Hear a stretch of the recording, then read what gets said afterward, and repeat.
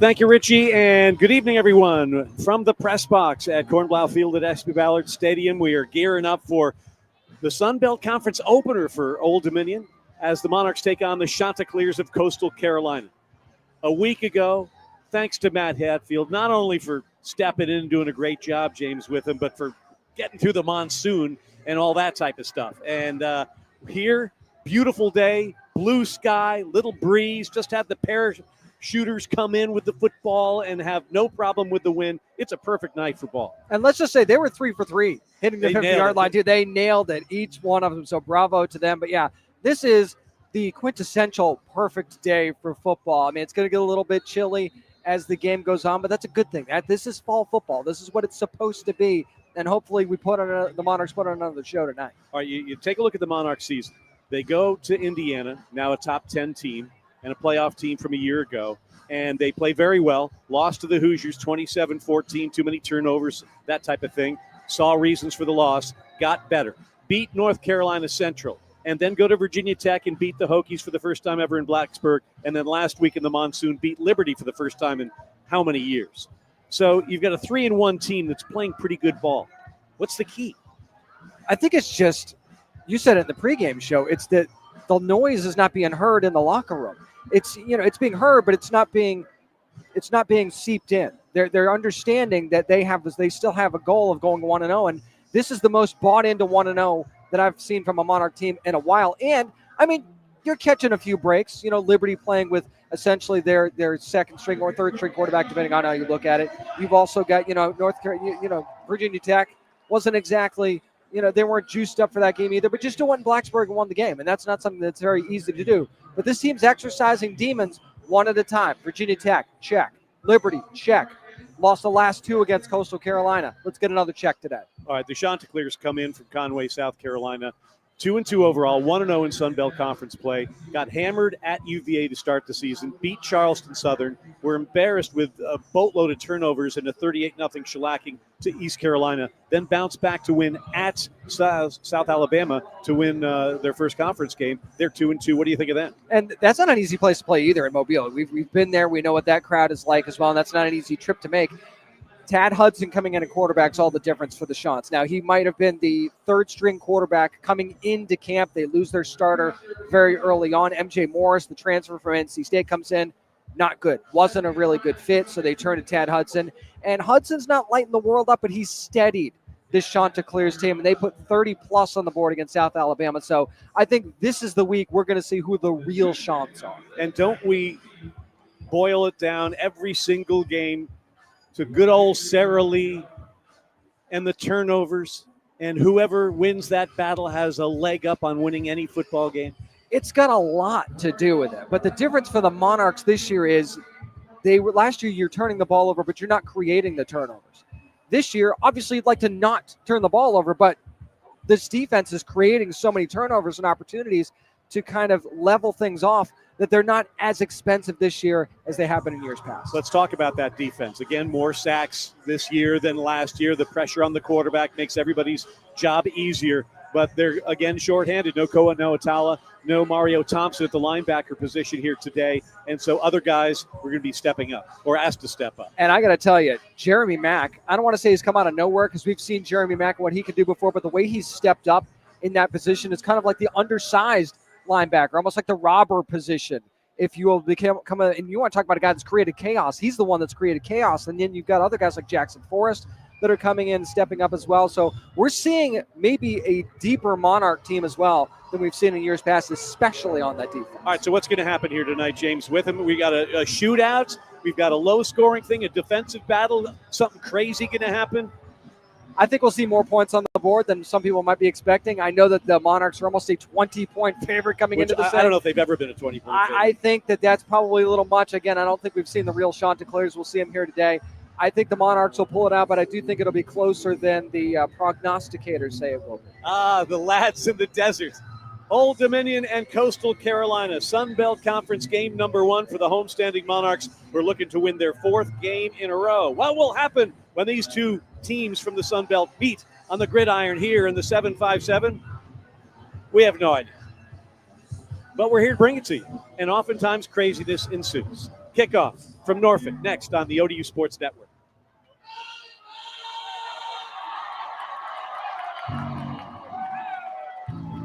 So welcome to those of you on the stream. Excited yet? You should be.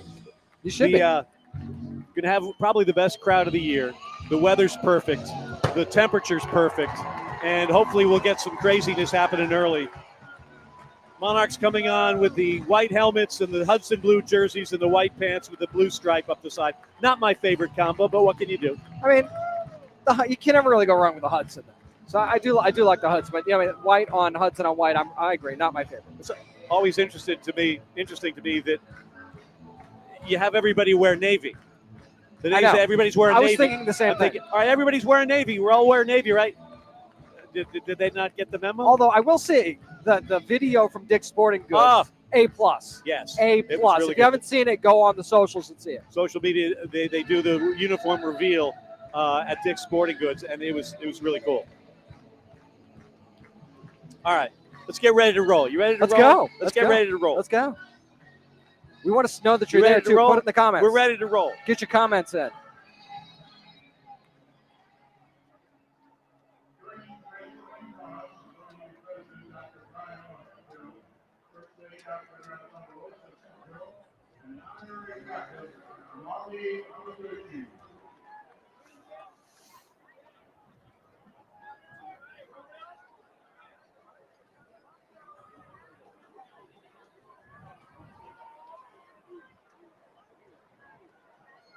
Live from Cornblow Field at SB Ballard Stadium on the campus of Old Dominion University in Norfolk, Virginia. This is ODU football.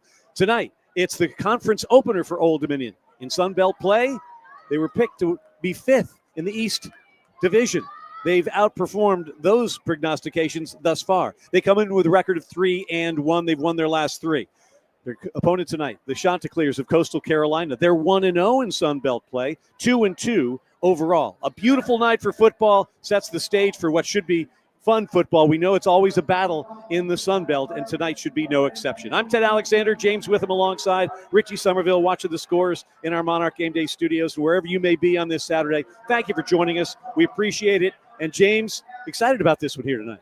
Absolutely, and not just because the Monarchs have been rolling, but we can finally get towards what that goal is for them, and that is winning the East Division and ultimately a Sun Belt Conference championship. We've heard that since the spring. That's been the goal. The first step towards that begins tonight. At every home football game this season, Old Dominion will honor a wounded warrior or hometown hero. These veterans and first responders will be saluted on the field before each game. The honorary captain program is presented by Window World of Tidewater. Window World, providing American-made products installed by professional craftsmen at guaranteed low prices. Today's honorary captain is logistics specialist first class Amavi Amatucci.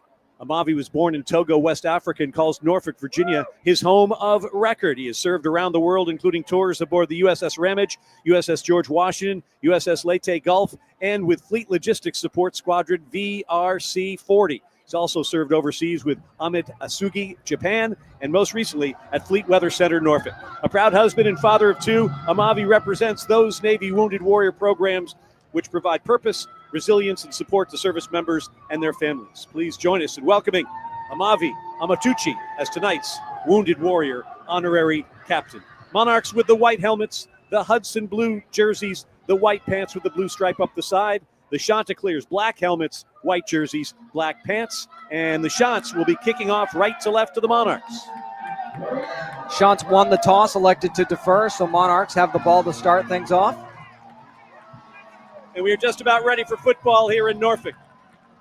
It'll be Philippe Laforge, a freshman, to kick it off right to left. 14 kickoffs, 10 touchbacks. For the Monarchs, deep to receive. Markai James.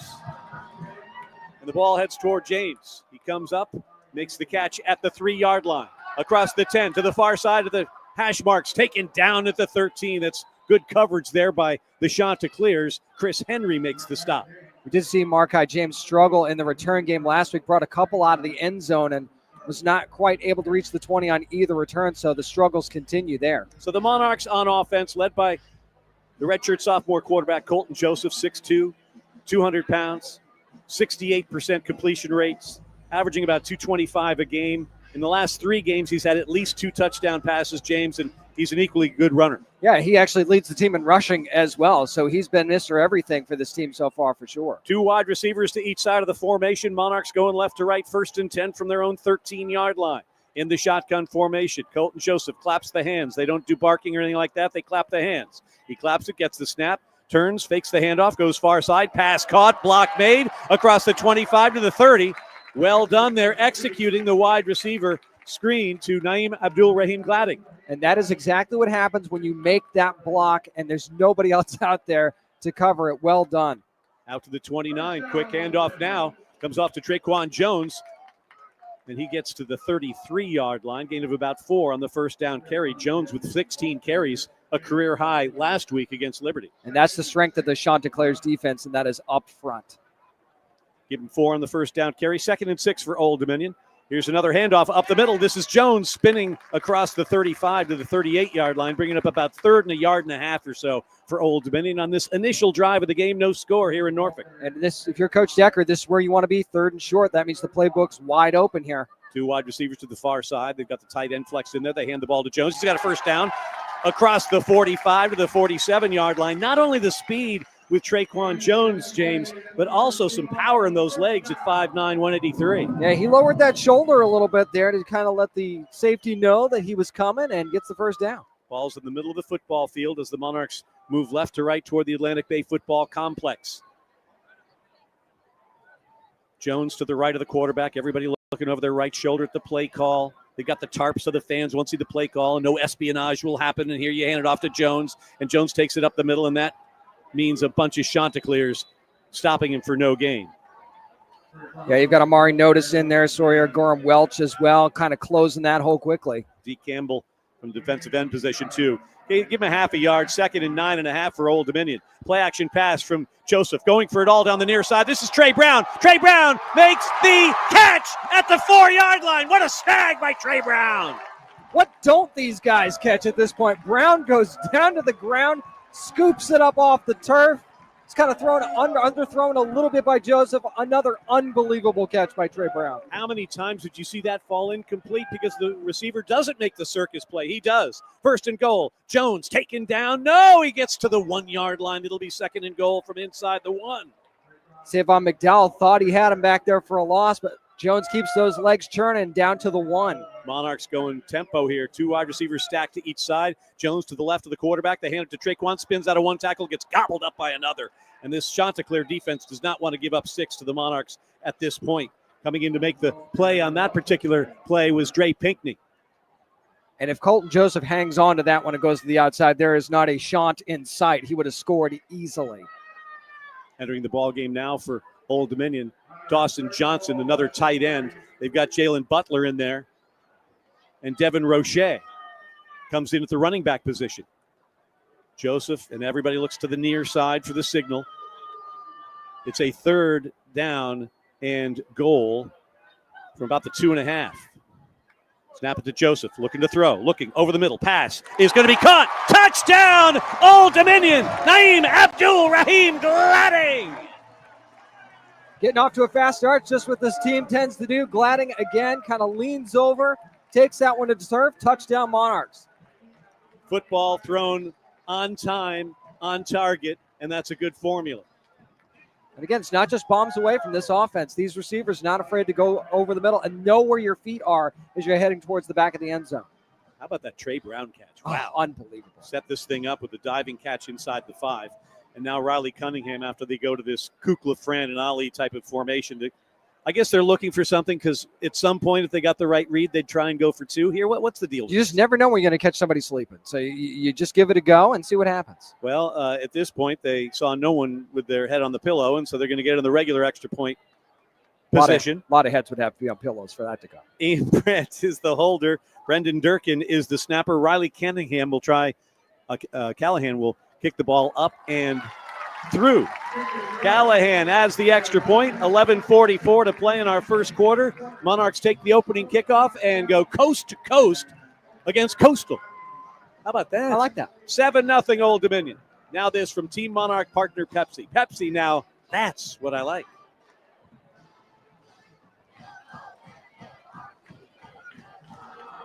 Well, how about that? Take that. Opening drive touchdown. I guess when we're doing this stuff, it's like, you should have seen the catch. Sorry. I saw that you wanted to just jump right in it. You wanted to give everybody an eyeful there. Well, how many times have you seen, he had to go down at like the 5 and roll over after he made the grab, sort of coming back to the ball. He was a little bit underthrown. Well, and part of it, too, is you're going full speed to try and catch up to the ball. Then you realize it's a little short for him. So for him to slow down and lean in and go to the turf to kind of pick it off right before it hits the turf, it's incredible. Thing is, when you score on the first drive, you get everybody's involved. You get the crowd there. Again, a lot of people still haven't gotten in here from the tailgate parties. We still haven't learned that. Only had football since 09, but we need to learn that lesson. Toot sweet. But we get people jacked up early, and that's a way to keep them in the ballgame. And also, this Coastal Carolina team's only scored no points in the first quarter all season. So if you can get on these guys early, break their spirit, it could be a long day for them.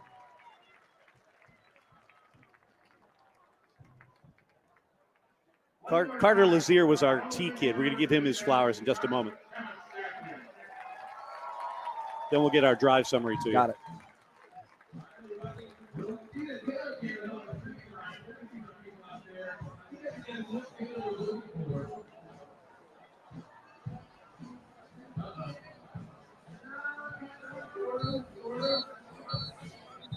This is the theater we're looking for. Check out who's in the house tonight, Monarchs 7, Chanticleers nothing. 11:44 to go in our first quarter. One kid's going to be chosen every home game to be the Invest 529 kickoff kid. They'll be able to retrieve the football tee after the opening kickoff. Kids age 7 to 12 can register for the Invest 529 kickoff kid online at ODUsports.com under the fan promotions tab. Congratulations, Carter Lazier is tonight's kickoff kid. Carter Lazier did the job to perfection. And the Monarchs will try and do the same now, kicking off from left to right toward the Chanticleers, who find themselves in a 7-0 hole in the first quarter. And that's nothing new for the Chants, who, James, you mentioned off air, have yet to score a point in the first. Nope, have not scored in the first at all. Callahan, end-over-end kick, is going to be taken at the M, and Monarchs, and out they come across the 10, blasted at the 11, taken down at the 13-yard line.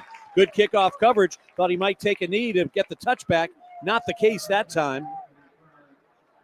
Nicely with the return for Coastal Carolina. And here comes the quarterback, and that means Tad Hudson, a 6'3", 226-pound redshirt sophomore out of Huntersville, North Carolina, who's played better and sort of steadied this offense last couple of games. Yeah, because M.J. Morris just turned the ball over a lot for the Chanticleers when he started the season. Now Tad Hudson is about 50% completions, but has definitely had the turnover problem a bit less. So we'll see how he does today. Javen Simpkins is the running back in the pistol. He takes the handoff and comes near side and runs into Seth Nawatala, who says, not Nawatala. Stop for no gain, maybe a loss of a couple. Not now and not ever, quite frankly. Yeah, Simpkins is one of the two backs that we'll see featured today. He just had nowhere to go. Second down and 12. Balls on the Coastal Carolina 11-yard line as they move right to left, trailing Old Dominion 7-0 with 11:15 to go in the first. Hudson's going to try and throw.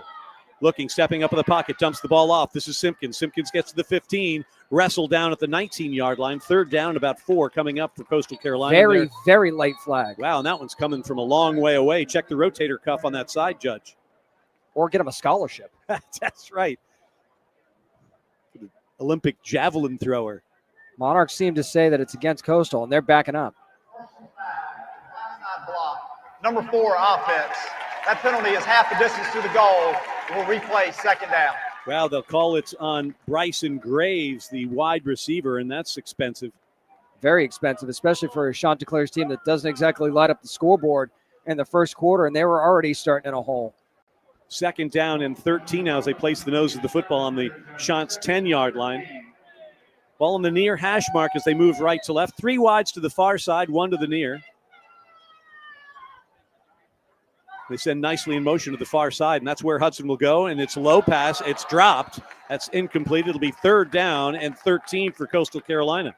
Nicely just didn't quite gear down enough to be able to get to that pass, which is a little bit short-armed by Hudson, but you got to help your quarterback out a little bit there. But the quarterback, you got to help your running back out a little bit. And if you lead him, you get him started toward the line of scrimmage, give him a better chance to succeed. 3rd down and long. They need the 24. Hudson in the shotgun. Simpkins to his right. Claps the hand, straight drop back, looking, now dumps it off to Simpkins, and the ball is incomplete. He bobbled it and went off the face of Seth Nawatala. Incomplete. 4th down coming up. And I mean, he just lit him up. He gave it nothing to chance there, and the ball kind of pops off of his helmet up in the air. Unfortunately, there were no Monarchs there to scoop it up. And that means the punt team will come on without a lot of room to work with. Emil Sebafunde is one of these punters. You see a lot of them at the college level from Australia. He's from Melbourne, averaging 43.5 yards per kick. See if the Monarchs can get a little field position out of this without drawing any flags. Snap is good, and the kick is off. A low spinning spiral fielded at the 42-yard line. Straight up the gut to the 46 and taken down there. I believe that's Trey Brown. Very good coverage by the Chanticleers there. No, my mistake. That's is that Easterly or Roche doing the? I believe that's Easterly. Okay. We do have a player down for the Chanticleers. That's Washington. Robbie Washington, one of their wide receivers. Media. And we'll take a break. 10:35 to go. Monarchs scored with their first offensive possession, stopped the shots on their first defensive possession. Now the offense gets to go on for Chapter 2, and we're back for it live from Norfolk in a moment, right here on the ODU Sports Network.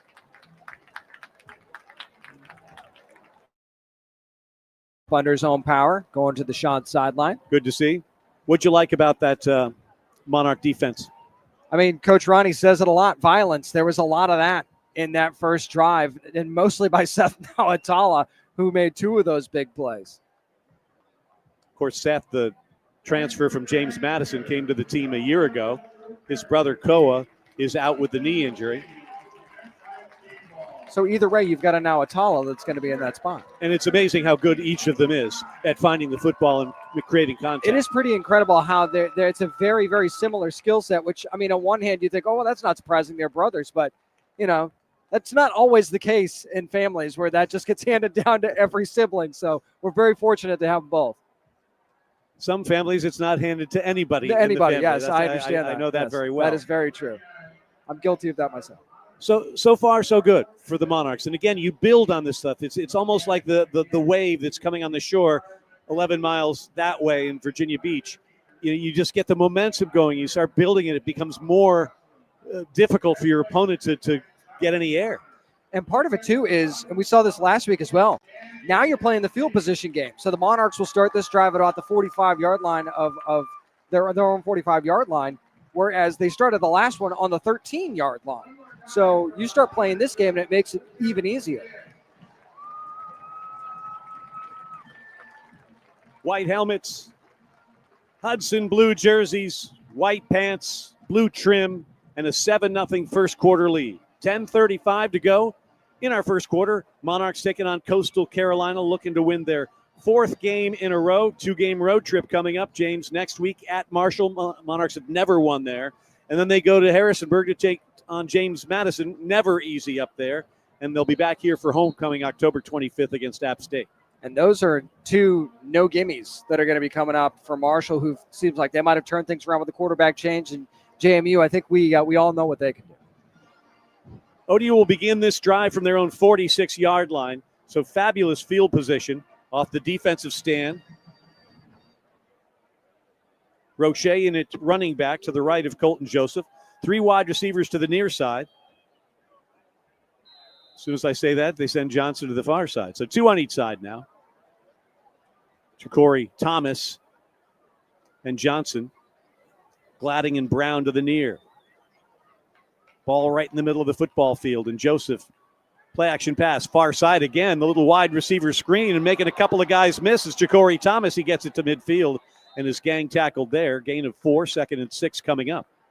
Good strength by Thomas to get those 5 yards because he could have easily been stopped for a loss. We've seen that work twice in the first 2 drives here, James, after not seeing it work for, I believe, a millennium. Bigger, faster, stronger on the outside. That's why it's working. 2nd down, Joseph keeps it this time. His first, no, he chucks it at the end. Ball tipped and ends up incomplete. See, that's a danger zone type situation. That's one of those things that we saw from Colton last year. Not as much this year. You got to eat that one. Or run with it. Yeah. Well, I think he started to stumble. And he opted to pitch it instead of just taking the loss. 3rd down, need to get to the 44. Line of scrimmage is the 49. So you've got 5 yards to go if you're Old Dominion, moving left to right with a 7-0 first quarter lead. I love the hurry up, no huddle where everybody just stops and everybody's looking at the teacher at the same time. And now they've got the play and they'll see if they can move the chains. Play action pass. Joseph looking near side, guns it over the middle. Pass is incomplete. Intended for Gladding. Let him just a little bit too much. Yep. And what's Ricky Ronnie going to do? It's not like the punt team's running out there at this point. I think you got to keep playing the field position game. Again, this is not a quick start offense from the Chanticleers. You want to keep them backed up as much as you can. Ian Brant's a 6'2 redshirt sophomore from State College, Pennsylvania. He's averaging 44.5 yards per kick. Be kicking from left to right. Graves is back for the Chanticleers, who hope for better field position this time around. And that's a short end-over-end kick. Fair catch called for and made at the 19-yard line. So he tried to do the sort of 9-iron thing, but he got more of a lob wedge effect out of it. And a short punt will lead to a first down and a fresh set of downs for the Chanticleers from their own 20-yard line. Tried to put that one just on the green, but ended up out in the rough there a little bit. So I'm not sure that worked out quite the way Coach Ronnie had hoped. Thank you for carrying my golf analogy to the trap and then some. Understand you spent some time there. A lot of time, believe me. Entirely too much time. Who doesn't? That's right. Got to see all parts of the course if you're going to enjoy it fully. You're paying for it. You might as well. First down for Tad Hudson. Looking for his first completion from the 20-yard line. Monarchs show pressure. They bring it from the far side. Quick pass to the outside, complete, but a quick tackle made after a gain of 2 yards.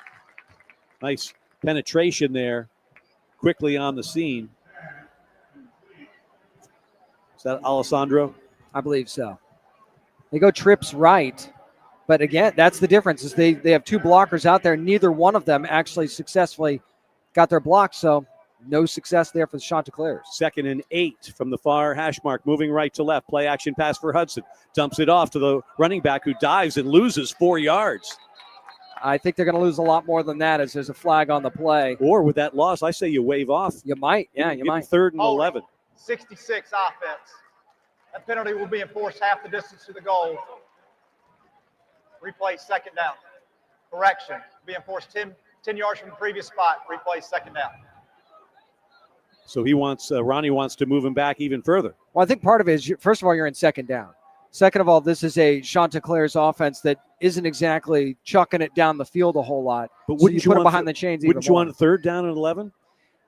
Penalties, funky stuff can happen. Old Dominion has declined the So there we go. You talked him into it. Well done. I didn't realize he could hear us down. Perhaps they've got the stream down there as well. That's right. That's what's really going into the headset. That's right. They're looking up here instead of at the coaches. Yeah. All right, so the play ended at the 19-yard line. And that's going to bring up a 3rd and 11. They're sorting that out now, actually. And I think that's a very healthy spot for the Shants if they mark it at the 19. If that's where they're keeping it, that is a very, very healthy spot. Okay, they're moving it back now. Here we go. That's better. Well, thank you. And not real far. Anyway, you need to stop them. They need to get to the 30-yard line to get a first down. Fans come alive here at Cornblau Field at SB Ballard Stadium. Hudson back to throw, looking over the middle. Pressured, gets out of the pocket, has some room. He tucks it. He's going to try and get the first down, and he does at the 31-yard line. Tad Hudson had a long way to go, but he got there with man coverage. People turn their back to the line of scrimmage, open up some lanes, and Hudson took it. And that's why you take the penalty.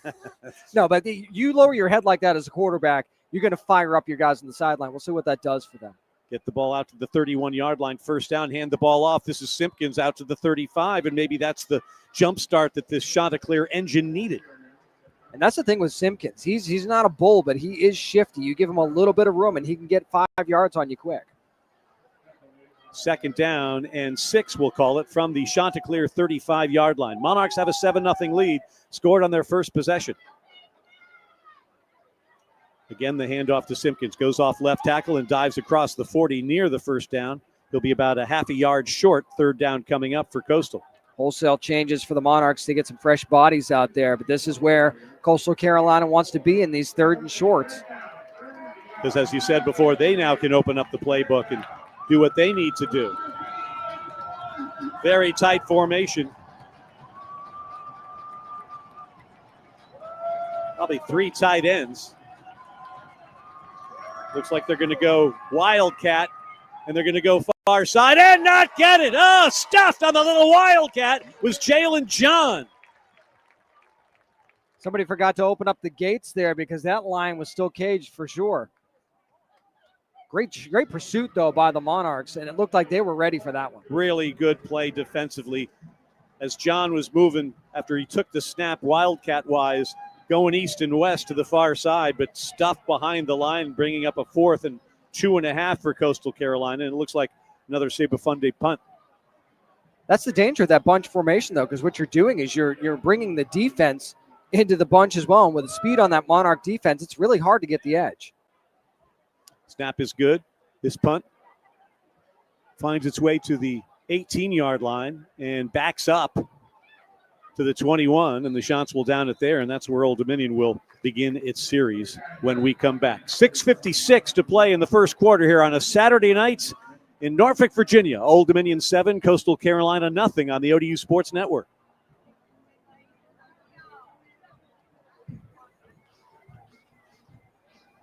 Take that. You'll weather that a little bit. They had a little bit of juice on that drive, but they were able to stuff it out. No doubt. I do think that he got a pretty good spot on that. Oh, he did. He got a very good spot. But you're right, though. That is the danger because they brought the house on that one. And if you don't get there, Hudson found that little bit of a seam on the right side and was able to get just enough. That's a part of his game we haven't really seen much of up to this point either. So I'm sure they'll adjust to that.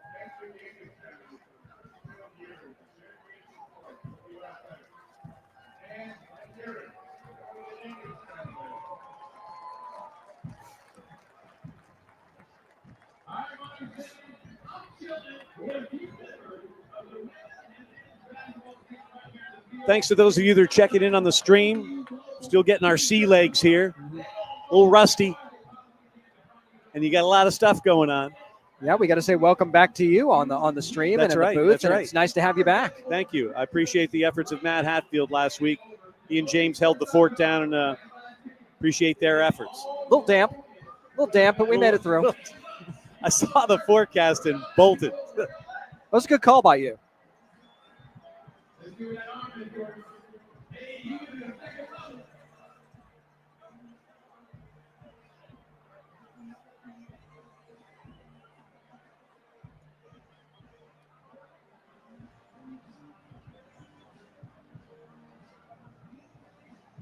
Monarch football, the Sun Belt Conference opener against Coastal Carolina, presented by Team Monarch partner Atlantic Bay Mortgage Group.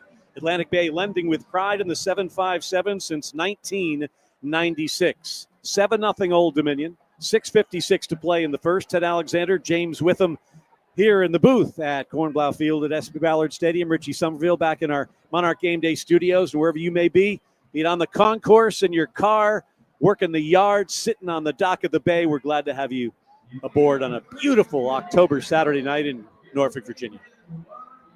All right, now here we go. Both teams at altitude. Both have had some success here and there. And the Monarchs with a 7-0 lead. Their third drive begins at their own 21-yard line near hash mark, moving left to right with the white helmets, the Hudson blue jerseys, and the white pants. Wouldn't mind seeing them taking a little bit of a shot early here.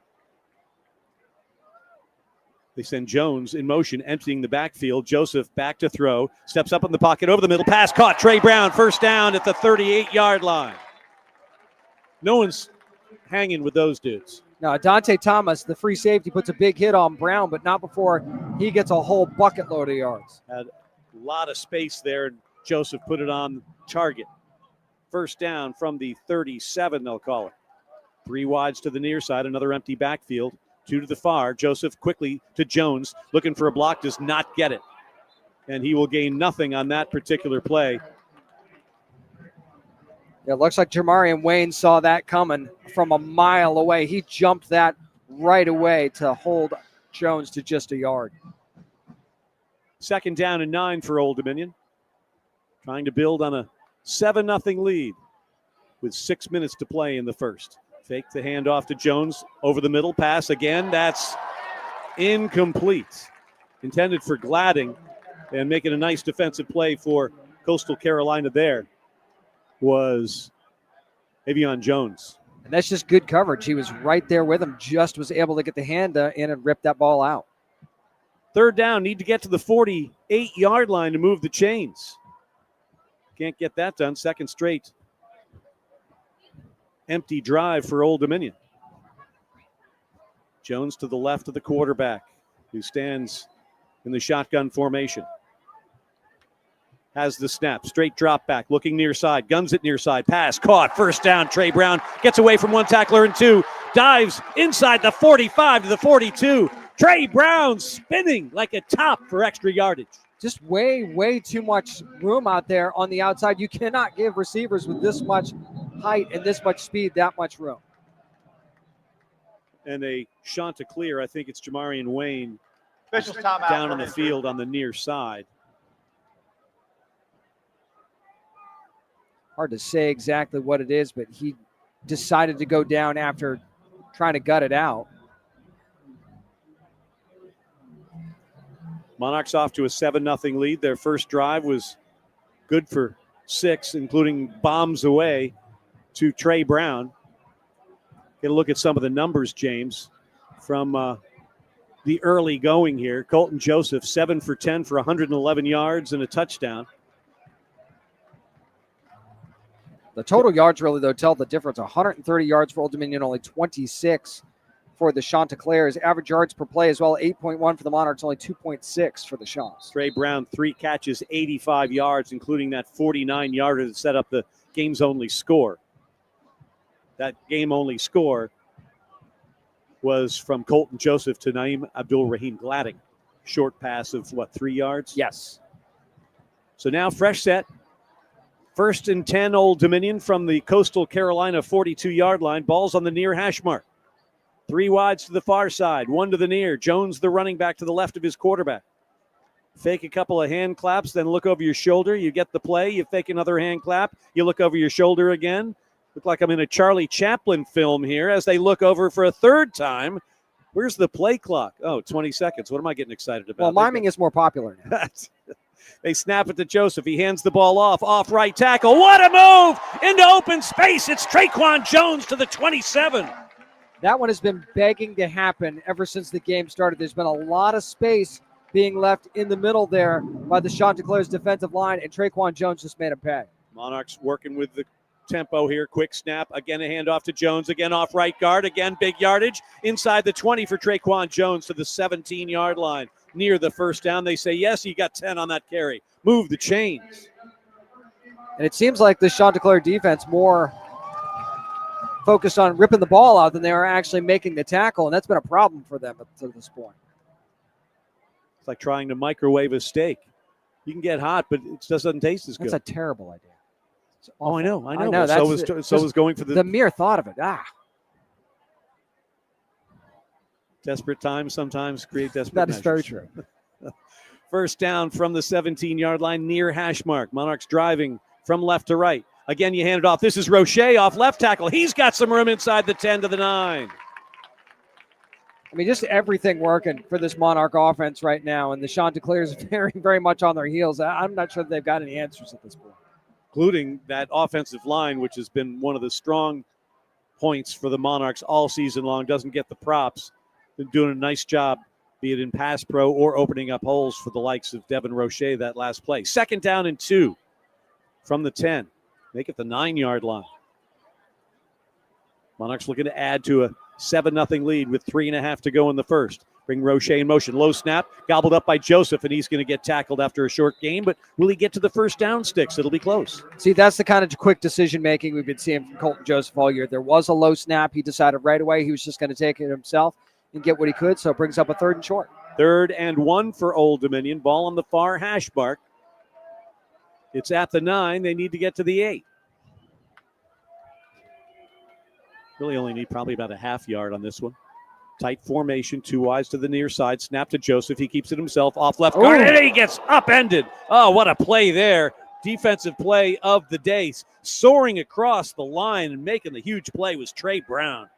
And, I mean, he put the lumber on Colton Joseph on that one. You almost didn't even see him coming. Trey Brown, his 18th tackle. 3.5 TFLs now, and it gets the Monarch offense off the field. It'll be a Riley Callahan field goal attempt. It'll be from the 17. So a 27-yard field goal attempt from the far hash. Not the best of angles for Callahan, who had a rough go a week ago. Snap is good. The ball is down. This field goal attempt is through. And that'll extend the Monarch lead to 10-0 with 2:19 to play here in the first quarter. That's a big defensive stop, though, for the Chanticleers. And I actually think one of the reasons that they run that play is you're thinking maybe if you don't get it, if it's short enough, you might go there. But hard to argue making it a 2-possession game. 10 plays, 70 yards on that field goal scoring drives. Took 4 minutes and 37 seconds, and the Monarchs lead it 10-0. Next week, we're on the road in Huntington, and that means a game against Marshall's Thundering Herd. It's a 3:30 kick next Saturday from Jones C. Edwards Stadium in Huntington. We'll be on the air with the Toyota pregame show next Saturday at 2:30 from a place the Monarchs have never won. They've only beaten Marshall once in the, 10, 11 meetings, and that was here to get bowl eligible many moons ago. Never won in the mountains of West Virginia over the Thundering Herd in football. Been oh so close. Yes. A couple of times, though. Heartbreakingly close. Grant Wells, hello. Yeah. Back to receive the kick is Dominic Nicely.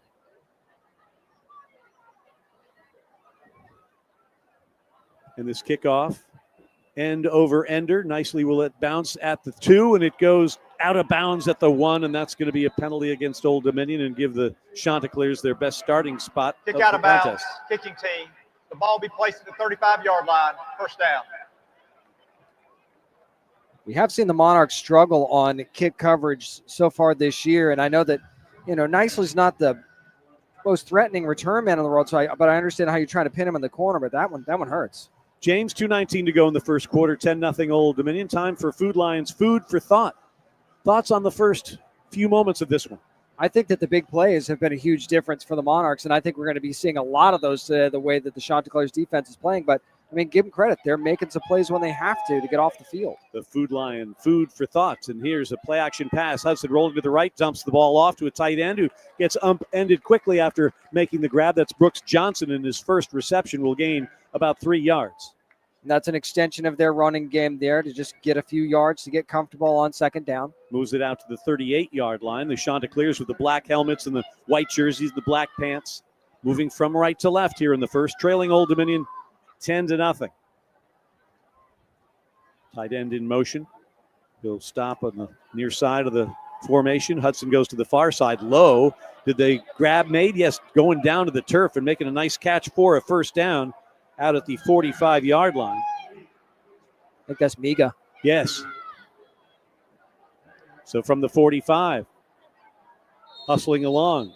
The chains were whistles, not ready. The chains were not ready, so they tried to go hurry up, and they were told Prior to the ball being snapped, replay stopped the game. The ruling on the field was a catch for a first down. The previous play is under further review. All right, James, talk to me about when replay buzzes down. So what they're saying is that they saw something in the booth there. It could be questionable as to whether or not he was able to make that catch, be able to maintain control. Did he get his hands under it before it hit the ground? It was very, very close. Usually it comes a little bit quicker than that, but obviously if it goes in the Monarchs' favor, it doesn't matter. I will ask you to vote. Do you think it was a catch or not a catch? No. You don't think it was a catch? No, I don't think he was able to get the hands under it. All right, I have no idea. It's too far away. I didn't see the replay. I'll say yes, it was a catch. Just want to go the other way. I see what you're doing. I You're hedging a little bit, and that's okay. a little hedgy going on. Nice crowd here on this beautiful Saturday night. Student section once again jammed off to our left. The band playing proudly on the far side. And again, here, let's just take a moment to give a shout out to the fans that came last week. I mean, Absolutely. in the Mon side. Yeah. Everybody had a rough go. It was hard for everybody, but you did it, and you made some memories, and the Monarchs got a W. Beautiful night here tonight. We hope to make more memories, and we certainly have more people involved in the festivities than a week ago. The Ponchos were working overtime in that game. I could tell you that right now because that rain was coming straight down. There was no wind. Coach Ronnie was talking about that on the coaches show, how that actually made it a little bit more difficult because it was just raining straight down, just burying these Well, guys. and the thing is, weather's a funky thing. Today was a beautiful day. Oh, yeah. But now the sun's going down, you might get chilly. Oh, you're going to get very chilly. So you have to keep that in mind with either the sweatshirt tied around your waist or the clear backpack stuffed with something. Don't know. Or, there's always the team store, on the concourse. If you forgot that stuff, you just go over there, get the Monarch gear that you should have anyway. That's right there on the concourse. That's right. Only takes a couple minutes. If you're just tuning in, Monarchs scored a touchdown on their first drive, and they scored a field goal on their last drive, and it's 10-0 with a minute and a half to go in their first quarter. We're in a replay review. Was a catch made for a first down by Coastal Carolina or not? Here we go. After further review, the ruling of a catch is upheld. First down. Our referee today is Ted Pitts. Fans obviously here in Norfolk don't like that ruling in favor of Coastal Carolina, but some of us saw it that way a long time ago. Upheld is the new, there was not enough evidence to overturn thing Okay. that they're doing now. They would have said confirmed? Yes. They would have either said confirmed or they would have said stand. So upheld is just the blanket thing they say for everything now. First and 10, Coastal Carolina from their own 45-yard line. Ball on the far hash mark, one receiver. We'll do some blocking here, and they send the running back off left tackle for all kinds of room. Nice game from the running back, Javon Edwards, off left tackle, and he has about 7 yards on the first down carry. And they're going to hurry up here. And they'll hand it to him again, and he'll go off left tackle again, and he'll have himself a first down at the Old Dominion 44. So far, this has been the best drive by far for that Coastal Carolina offensive line. We haven't seen many holes open up for these running backs, but he did not get the first down, so they're gonna be short. Marked him at the 45.5, so it's third down here. It's got to be two-down territory for Coach Beck and the Chanticleers. Fans come alive. They'll again do this 3rd and inches play from the shotgun, which can be debated for a long time. Hudson brings the man in motion to set up a blocker, hands the ball off, and getting a first down is nicely, I believe. Just enough room there for him to lean forward and get that first down. At first glance, contact was behind the line of scrimmage, but he stayed with the block and got it down to the Monarch 43-yard line for a first down. 10-0 Old Dominion. 5 seconds to play in the first quarter. Hudson snaps it. Final play of the quarter will be a pass. He goes for it all down the far side. Man is open. Incomplete. Off the outstretched hand. Half a step down there, but incomplete to end quarter number 1. So 15 minutes are in the books here in Norfolk. That's the end of the first And the quarter. Monarchs have themselves a 10-0 lead over Coastal Carolina. Second quarter comes your way next right here on the ODU Sports Network.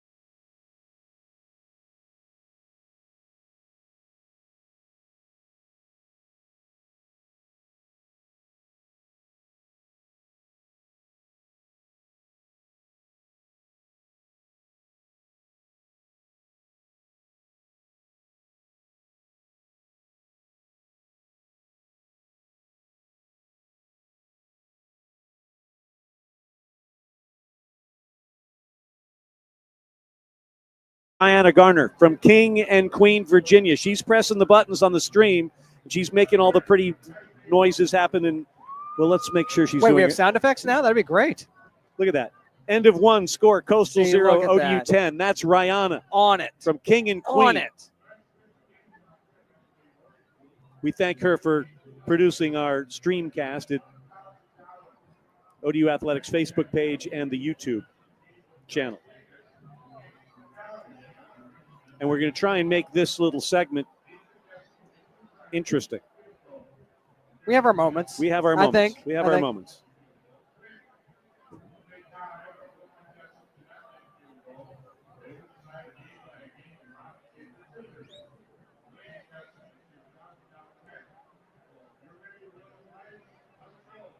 Second quarter getting set to start here in Norfolk, Virginia. Old Dominion, the home standing Monarchs lead Coastal Carolina 10-0. Fans getting involved with a giveaway. Monarch football presented in part by Delta Dental. Appreciate their support of ODU Athletics. Wherever you are on this Saturday night, glad to have you along. Monarchs a good start. Some of the first quarter stats, James? Yeah, and again, the Monarchs kind of dominating on offense, 163 yards to 48 for the Chanticleers, 111 of those coming from the arm of Colton Joseph. Rushing yardage a little bit more even, though, 52 for the Monarchs and 30 for the Chanticleers. But again, the average yards per play is what kind of gets me, and especially the average yards per pass. 3.6 for the Chanticleers, 15.9 for the Monarchs. Of course, a lot of that on Trey Brown. Monarchs took the opening kickoff and went 87 yards in 9 plays. Naheem Abdul-Rahim Gladding, a 3-yard touchdown pass from Colton Joseph. The key play in the drive, a 49-yard bomb and circus catch, Colton Joseph to Trey Brown.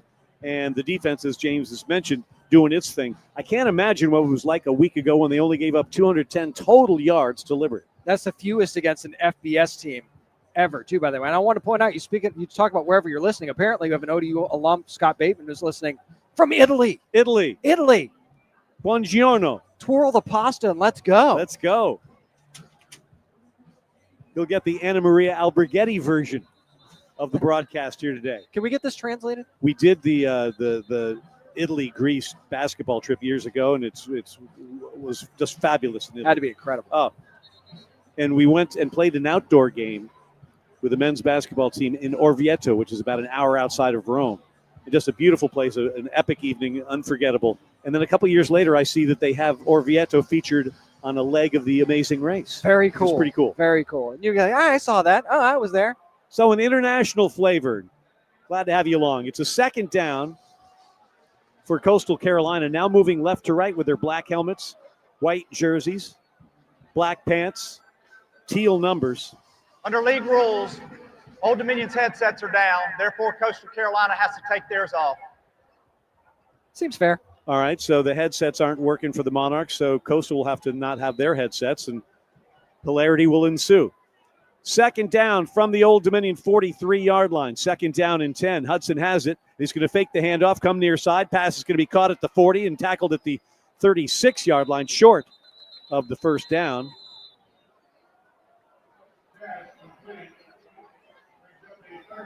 We're slowly but surely seeing these Chanticleers opening up the playbook a little bit here. Yep. That was a play action pass we'd not yet seen from them.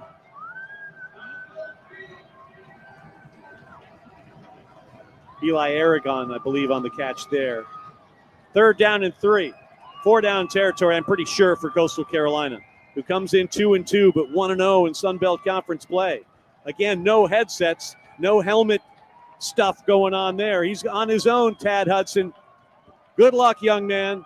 They move into the Wildcat thing, snap it again. Flags are flying, illegal procedure. And I kind of feel for the Chants here when you're instantly told, sorry, no communication available. Especially when you've got a quarterback who's making only his second start. I mean, he's been in 3 games. He's making only his second start, so not a lot of experience behind center there either. So 3rd and 3 becomes 3rd and 8 from the Old Dominion 41-yard line.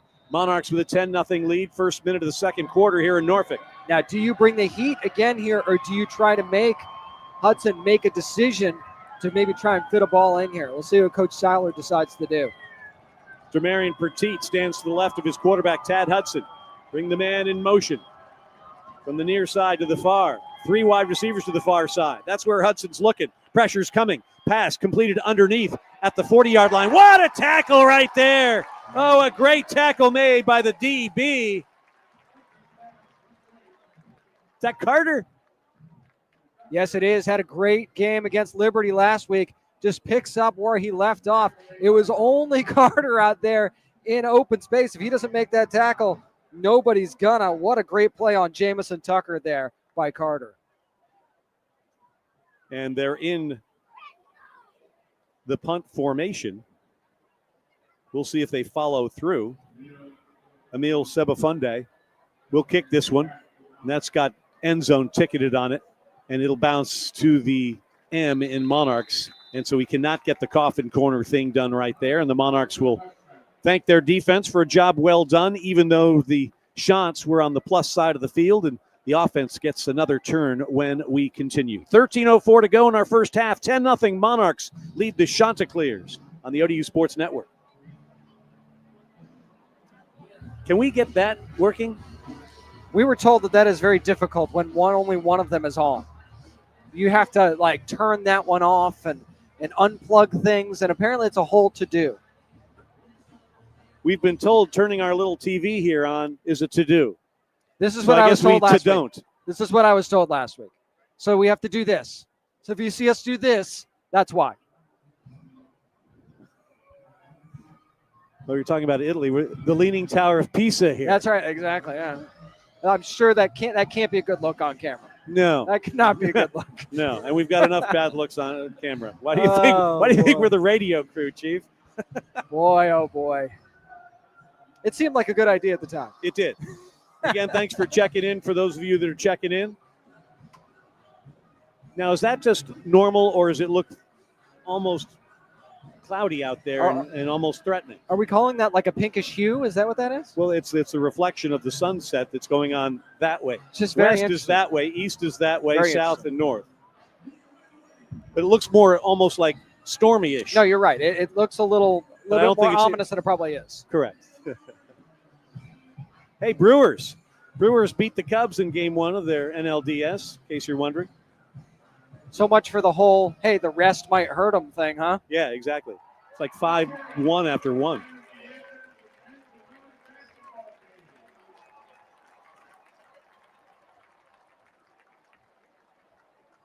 Monarchs want to be starting another scoring drive. They lead Coastal Carolina 10-0 with 13:04 to go in our second quarter. Ted Alexander, James Witham watching this one as the Monarchs look to win their 4th game in a row. They're 3-1, lost the opener at Indiana. But since then, boy, those Hoosiers, James, have looked pretty awesome. Number 8 team in the country, I think, coming in, and they've just been rolling ever since. And I mean, it's one of those things where if they can beat, I think they play Oregon here coming up shortly. If they win that game, they might have the open sailing. I mean, we could be looking at a bye for Indiana in the first round. How about that? All right, so the Monarchs will take over with their white helmets and Hudson blue jerseys and white pants from their own 20-yard line. Ball on the near hash mark. They're moving right to left.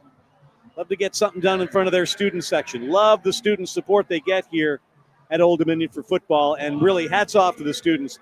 In some years, the student support hasn't been like this, James. But in the last couple, they've been really good. Yeah, it started last year, and this year, bravo to check that box. Once again, that student section over there is packed, and they are always rocking. So here we go. Colton Joseph is going to keep it himself. No, dump pass, wide open pass, caught.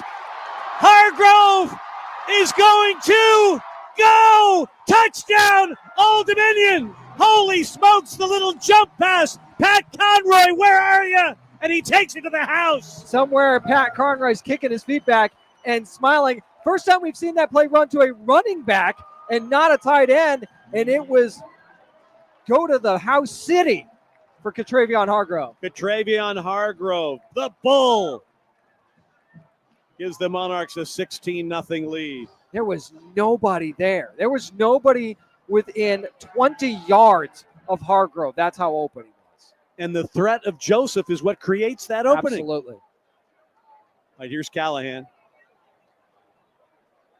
Catravion Hargrove. His first touchdown as a Monarch, if I'm not mistaken. Of the spectacular variety. Extra point, Callahan, good. 12:54 to go in the first half, and the Monarchs have increased their lead to 17-0. How about it? Drive summary. One play, He 80 went yards, all the way. 10 See ya. seconds. We're back in a moment. This is the ODU Sports Network. Well, that escalated quickly. Wow. But that's how you evolve your offense. Like, remember last week with the Eagles, you think they're going the tush push. No, they hand it off to Saquon. You think the pop pass can only go to the tight end. No. It could go to the running back, too. Richie, if you could just give us a 10-second cue and nothing after that, I'll be listening. Thank you.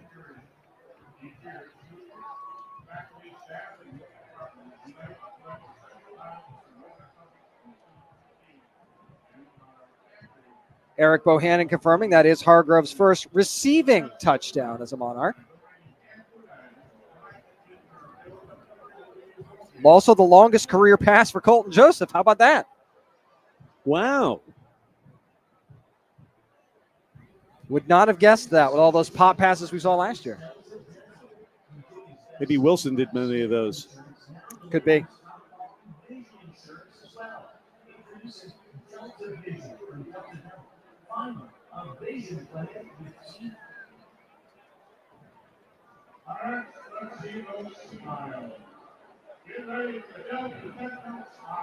How about that?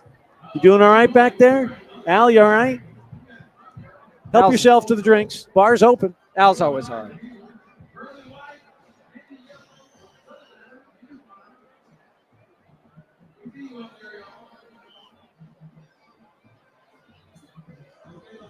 What a play. Longest pass play of the year for quarterback Colton Joseph. Fakes like he's going to run it up the middle. Jump pass. Travian Hargrove goes 80 yards. One play drive, and the Monarchs have a 17-0 lead. And that's just one more wrinkle from Kevin Decker. Yes, we've seen the pop pass before, but not to a running back. And, I mean, I would like to think that your running back's probably going to have a little bit more speed than a tight end. But on this team, who knows? There's speed everywhere. Yeah, and he was gone. And there weren't any shots anywhere near him. Those chickens were nowhere to be found. But you think back to that play where Colton gets stuffed on the goal line. That's the same play. But they decide to instead run the pop pass out of that play, which, I mean, that kind of makes it wide open. Monarchs will kick off right to left.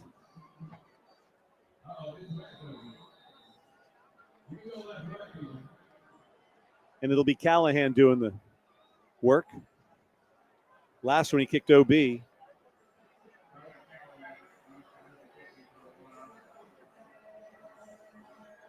we'll see what the Shants can do here. A short end-over-end kick. It's going to be fielded at the 5-yard line at the near hash mark. Across the 10, 15, tripped up. Oh, what a play there. Is that Struck? Yes, Lucas Struck. The special teams wizard strikes again. I think it was a very appropriate name right there for that play because he just flew out from the right side of the field. I'm not even sure they saw him coming. Well, it was Dominic Nicely making the return, and it wasn't very nice. The Struck hit. He did not treat him very nicely. 21-yard line. Down 17-0. What'll that do with Tad Hudson and the Chanticleer offense? Got to get something going. Javen Simpkins, the running back, to the right of the quarterback as they move left to right. Hand it off to Simpkins, and he finds some room on the right guard and gets across the 25 to the 27-yard line. Nice gain on first down. So it's still early for Coastal Carolina, so they can still kind of stay within their offense and keep the running game going a little bit, but it's starting to get a little bit late for the Shants. They're going to have to make something happen on this drive. Got 7 yards in that first down carry. 2nd and 3 for Coastal Carolina. Monarchs 3 down linemen, and we've got whistles and flags and procedure called against Coastal. False start, offense, number 86. That's a 5-yard penalty, still 2nd down. Call it on the tight end, Josh Humes. Just that subtle movement, but it's enough to back them up 5, and the penalties starting to stack up for the Chanticleers here. And that's so expensive because it turns a 2nd and 2.5 or 3 into a 2nd and 8.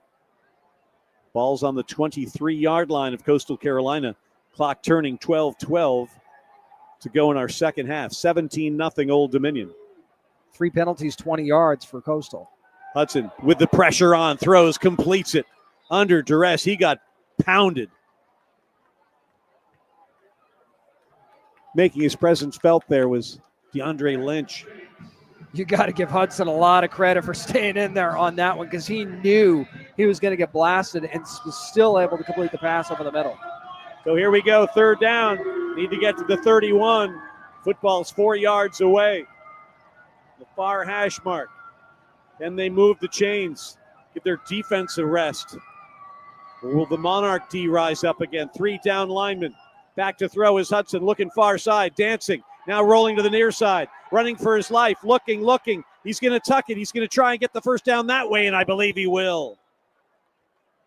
Yes, he did, and he ran about 35 yards to get the 3 that he needed, but great patience, great discipline for Hudson not to force it. Well, the thing is, if you're a defensive back, you've got to be disciplined as well, because if you come and bite on the run, he can flip it over your head, and suddenly it's big play time for the Shants, and you'd rather give up the first down than 6. Fresh set from the 33-yard line, moving left to right. Hudson hands it off. This time Simpkins up the middle, and he gets himself to the 39-yard line. That'll be a gain of 6. Coastal now 3 of 6 on 3rd down today. They average about 32% on the year on 3rd down, so they're certainly north of that right now. 17-0 Old Dominion. 2 Colton Joseph touchdown passes, a Riley Callahan field goal.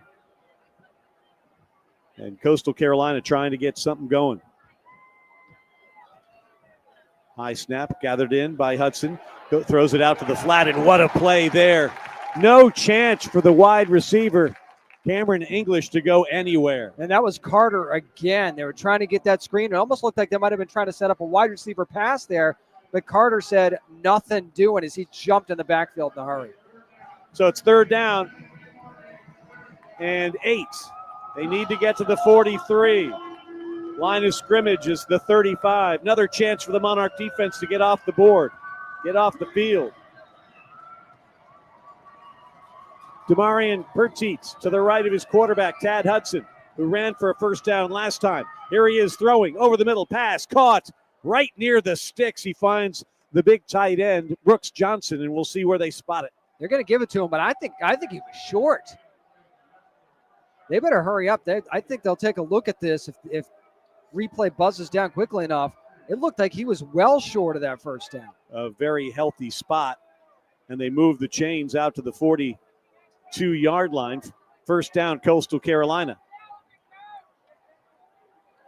And again, that play is muddled and flags are flying and arms are waving. Zach Elam's going to get pegged for that one.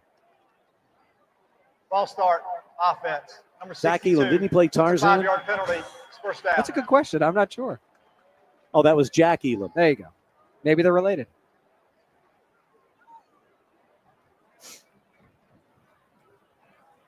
Not exactly king of the jungle on that one.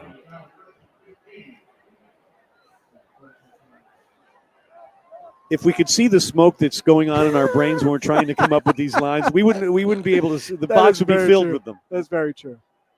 But well played. All right, back to action. Meanwhile, it's 1st and 15 for Coastal Carolina from their own 37-yard line. Hudson to throw again. Steps up in the pocket, looking deep, looking down the middle. Hoist one up. This should be picked up by Easterly. He's got it. Mario has it at the 14-yard line. A can of corn for Mario. It's a turnover and recovery for ODU. And Tad Hudson just decided, I'm throwing it, no matter the consequences. And he paid dearly for that one. Easy pick for Easterly. But their best punt of the day. We did see a flag down. Here's the call.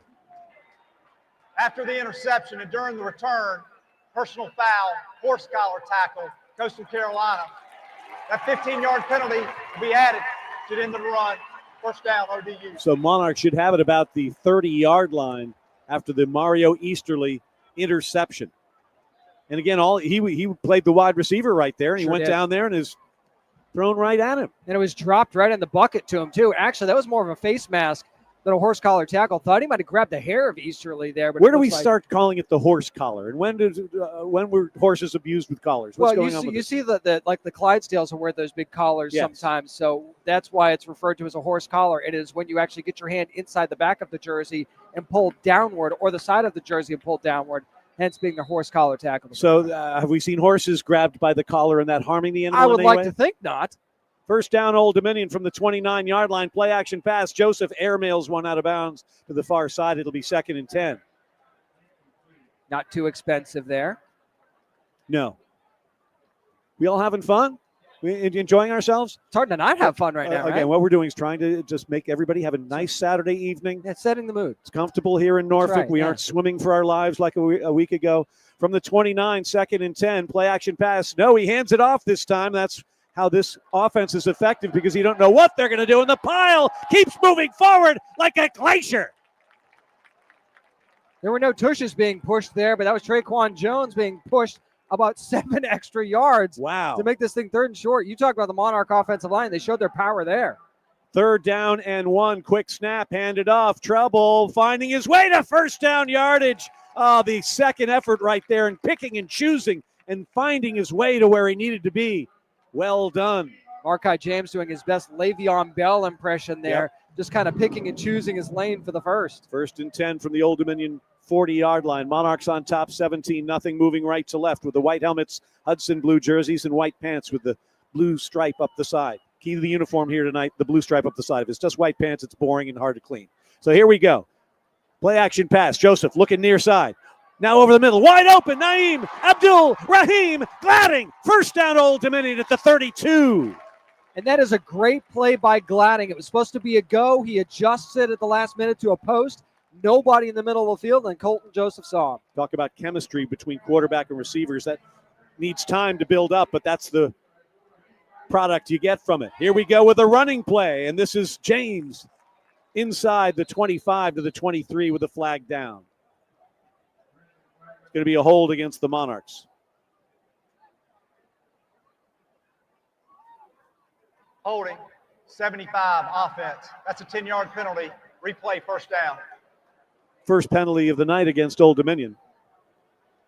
But the way that this offense has been rolling, you almost kind of feel like they could make that up pretty easily on this drive. Wow, look at them keep moving back there. Still in Chanticleer territory. Mark it at the 42-yard line. It'll be a first down.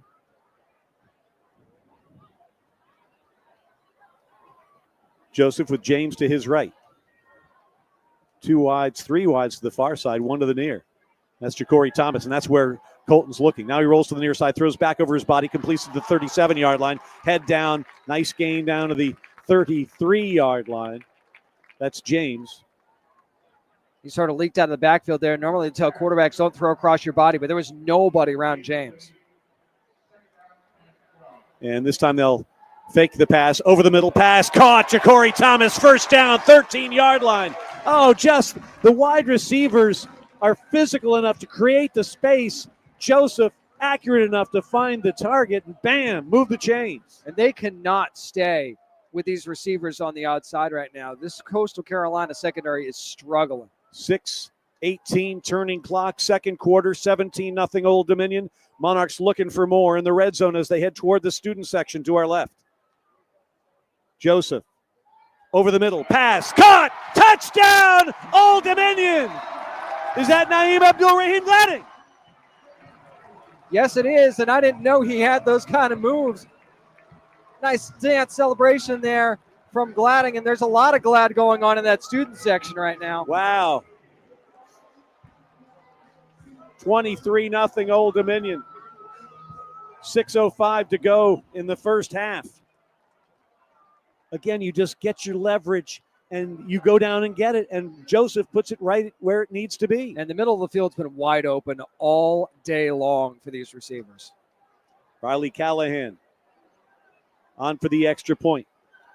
Try and put this one in the middle of the student section to our left.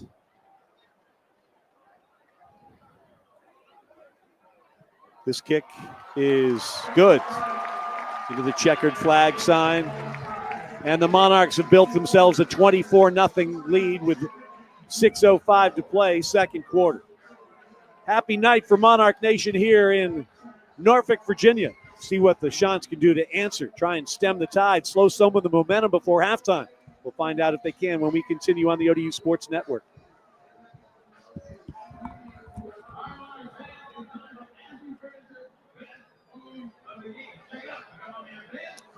Where will I find you? 6? Okay. Okay. 3, 2, 1, let go.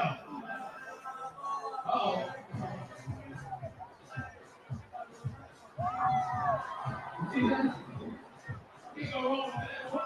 So James is going down so we can interview Ricky Ronnie at halftime. That or I said something to offended him. I hope it's the former.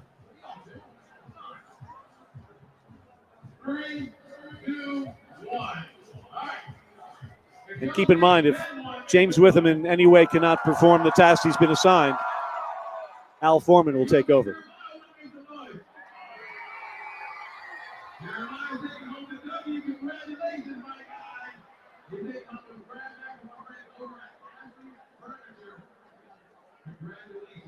All right, everyone. You're sitting in section 101. We got to start the bottom part.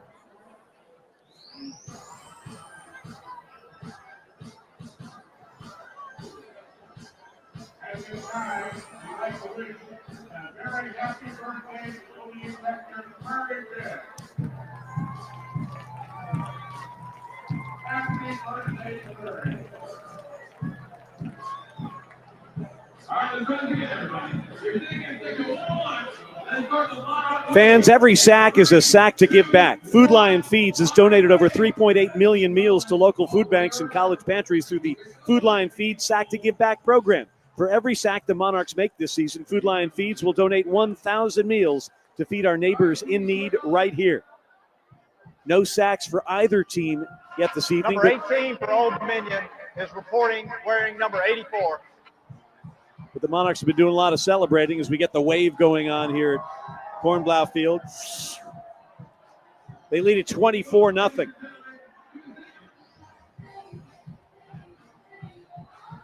I mean, you've got the wave going. You've got Justin Bieber playing.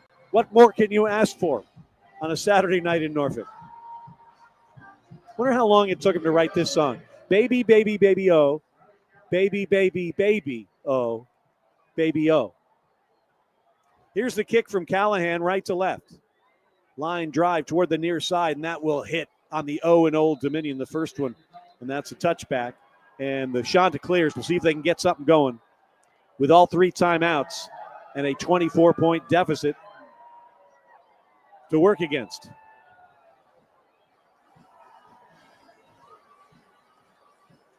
Offense, defense, special teams doing their jobs here in the first half. A very business-like Monarch team. It's not going to get involved with any of the bulletin board stuff or all the noise or all you could be this, you could be that, you were this, you were that, you're good, you're bad, you're horrible, you're great. They just play football and they go out and work hard and play for each other. And so far in 2025, it's been a pretty good formula. Tad Johnson now has the football on the far hash mark at the 25, moving left to right, trying to get something going for these Chants. And he'll hand it off. And coming near side is Nicely, and Nicely will be blasted at the 26-yard line. Yeah. And we've got flags flying. Is that targeting? I think that someone's about to have a early exit. Is that Jorian Haynes, I believe? I believe Personal so. foul, targeting 23 defense. The previous play is under further review. And they'll look at that, but he certainly... That was right in front of me. They're not going to have to look long. That's pretty much textbook targeting. But it's tough because James, tell me what you saw. Did the ball carrier go down a little bit? He was starting to go down a little bit, but what he did was kind of lead with his head, which is what you're not really supposed to do. There was a launch involved there from what I could see in front of me. So I think this one's going to be a quick targeting confirmed. And a quick ejection, correct? Yes. And now keep in mind that this will be just for this game. There'll be no penalties for the next game. They make you sit out a half? No, not for the next game. Because you get ejected in the first half of a game, you will not have to sit out the second half of next week's game. But he will have to sit out the first half of next week's game. No, just this game. This will be just the rest of this game. Okay. Yes. You got to take a look at it again. 23 on 23 crime here. He does lower his head, does the offensive player, but I think it's the launching that's going to get the targeting call confirmed. It was definitely helmet to helmet with Nicely and the Monarch. Haynes.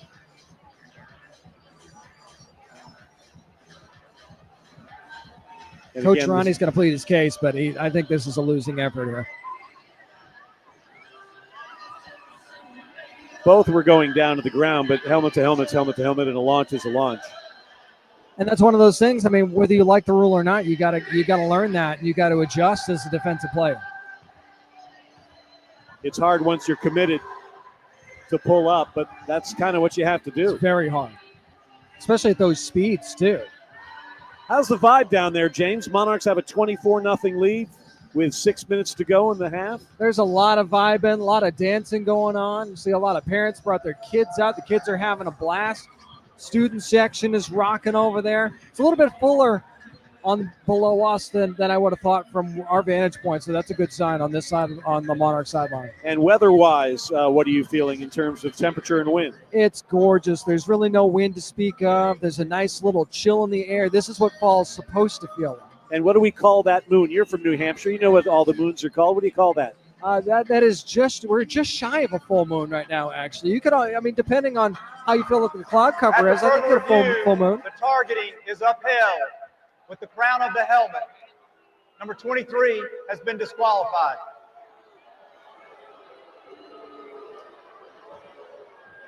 That is the right call. So the Monarchs will lose Jorian Haynes for the remainder of this ball game. Sophomore from Rockmart, Georgia. And it'll be an automatic first down for the Chanticleers, who are going to try and get something on the board before halftime. And it's up to the Monarch defense to pick up their teammate and keep playing as well as they have throughout the first quarter and 2/3. Hudson with two runners on each side. Play action pass. Looking near side. He's being rushed. And the ball comes loose. It's a fumble. It's on the ground. Who's going to come up with it? Second turnover. Grabbed by the Monarchs. How about that? Is that Forrest? Well, he certainly found something deep in the forest, and that was the ball. Well done. It's another turnover for the Chanticleers, and they're just leaking oil right now big time.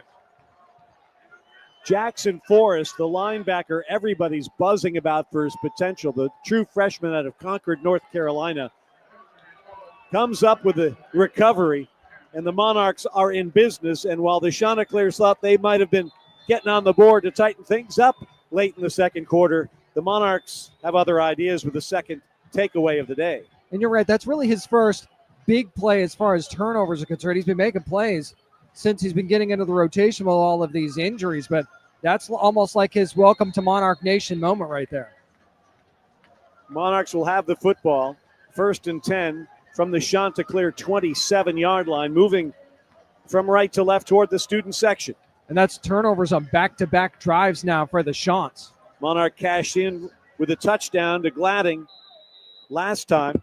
Now they've got Traquan Jones to the right of the quarterback, Colton Joseph. Two wide receivers, three to the far side, one to the near. Looking over the left shoulder now at the sidelines. Joseph wipes the hands on the towel, claps once, didn't count. Second one does. Hands it off to Traquan. Traquan off left guard, finds his way inside the 20 to the 16. It's hard to know what else to say at this point. When you're cooking, you're cooking. The offensive line is feeling it right now, opening up the holes for Traquan Jones. It's a beautiful thing. First down, Old Dominion from the 16-yard line, near hash mark. Watch a slant route here from the far side.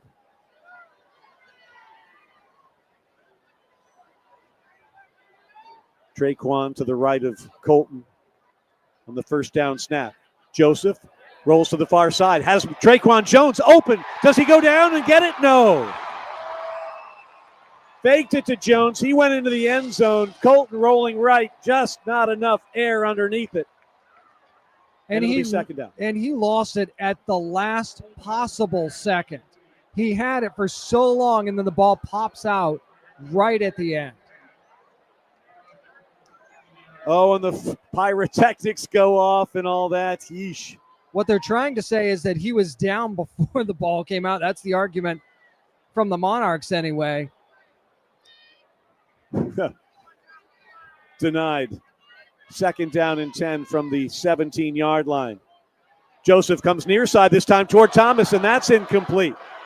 A lot of contact down there. A lot of contact. Fans were thinking about Jacory getting interfered with, but nothing called against Muyung, the cornerback of Coastal. But Joseph did put that ball where only Jacory was going to get it or nobody. Third down and 10. They've gone end zone last two plays. Had opportunities but couldn't complete them. Joseph with Jones standing close to him on his right side. High snap. Colton over the middle. High, incomplete. Again, the only guy that could have gotten to that one was Naheem Abdul-Rahim Gladding. Airmailed that, incomplete. Fourth down coming up. Field goal unit onto the team to try and extend this to 27-0. And there's no sense in taking any unnecessary chances when you've got a big lead like this. You can put points on the board. Go ahead and do that. It looks like it's going to be a 34-yard field goal attempt from the near hash. Brandt will hold it. Riley Callahan, who's 1 for 1 in the field goal department here tonight, 3 for 3 in the extra points. He'll try and kick it through to extend this ODU lead. Ball is down, and this field goal is off the upright and through. Oh, the doink is good. I mean, when it's your night, it's your night. Why not? 27-0 Old Dominion, 4:48 to play in the first half. And so the Monarchs, who had an opportunity for 7 there, settled for 3.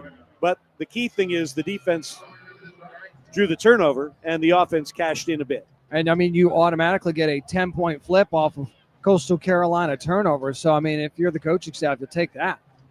ODU Sports Properties and ODU Athletics would like to recognize our Team Monarch partners, ODU Global. Education for your world. Visit online.odu.edu. Pepsi, the official beverage partner of ODU. Pepsi, that's what I like. Centera, their mission is to improve health every day. And tonight's game sponsor, Team Monarch partner Atlantic Bay Mortgage Group, lending with pride in the 757 since 1996. 27-0 Old Dominion. You know, we thought the Monarchs are looking good in Blacksburg. We thought they looked really good against North Carolina Central. They look really good tonight because what's lacking, James, is turnovers and mistakes. Right, exactly. And you're not getting those on your side, and you're receiving those mistakes from the shots. Callahan, end over end kick to the near side. It's going to again bounce on the O. You bounce it on that first O in Old Dominion, you're in business, and that's going to create another touchback. And the Chants, now down 27-0, will begin with 4:48 to play and all 3 of their first half timeouts. And that's one of those things, too. You don't want to mess around anymore. You just want to keep kicking this ball through the end zone. No reason to even chance a penalty there with the ball going out of bounds again. If you don't give these Chanticleers field position, they're clearly having a hard time moving the ball on their own right now. They'll start from their own 25-yard line. They get the choice, and they'll place it on the far hash mark. Nicely the running back to the left of quarterback Tad Hudson, who's shown flashes here tonight, but he's thrown a pick and fumbled the ball the last time he touched it. Has the clap, and he hands it off, and almost there before the handoff. Slicing through. What a play there. Monarchs flashing and dashing. And that's Thomas that jumped in there and made the play. Wow. You're right, almost took the handoff. What a play from Keyshawn Thomas, the 6'1", 230-pound junior from Clear Springs, Mississippi. There almost as the ball was there. Simpkins is going, really? Thanks. Second down. 14 for Coastal Carolina. 4:15 turning clock. 27-0 Old Dominion. Hudson to throw. Looks to dump it off. He does complete it, but that's for a half a yard gain. Monarchs on these Chanticleer receivers like paint on a wall. I mean, they're just handing out beatings left and right here on this defense. I mean, this has been a very dominating performance so far across the board from the Monarchs. On both sides of the ball. 3rd and 11 for Coastal Carolina. They need to get to the 35. 3 minutes, 40 seconds to play. Monarchs have all 3 timeouts as well. Need to get the stop here. Need to keep the foot on the neck as Hudson drops back to throw. Rolls to the near side. Gets the pressure. Throws it over the middle. Caught at the 27-yard line. Way short of the first down. He'll go down at the 31, but it'll be 4th down and 4. I don't think Coach Beck's going to go for it now. Or is he? I don't know. I mean, No. you can't give them this go to field position again. That doesn't make any sense. No. Timeout. Old Dominion. This is their first timeout of the half. Monarchs will call their first timeout at 3:14. Please reset the game clock to 3:18. 3:18. Thank you. I think you hit the nail right on the head, though, Ted, is what you're doing is you're keeping your foot on the gas. There's no reason to let up. I mean, if you can put this thing to bed in the first half, then you just go ahead and you just keep pounding away. Roche back to return this punt. He stands at his 25-yard line. And we'll see what happens with the Coastal punt team. Seba Fundes, 3 kicks, 42.7 yards thus far. Had a couple nice spirals. Doesn't have a lot of height on him, but the depth has been good so far. And we'll see what Roche can do. And the punt return team. Nothing screwy here. Remember, it's only 4th and 4. Snap. They up snap it, and that's not going anywhere. Oh, a little tomfoolery. Doesn't work for the Chanticleers. I think Tom should have stayed home. That was not a good decision by the Chanticleers. You take your offense off the field, and I realize they're not lighting the world up right now.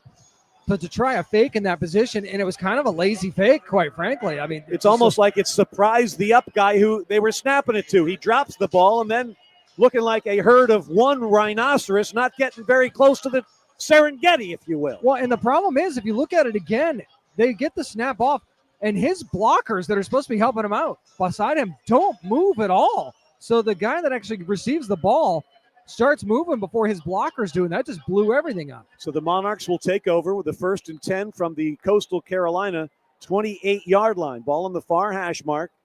27-0 Old Dominion. Then all Monarchs can try and get something done before intermission. Joseph, near side, has a man. Pass caught at the 12.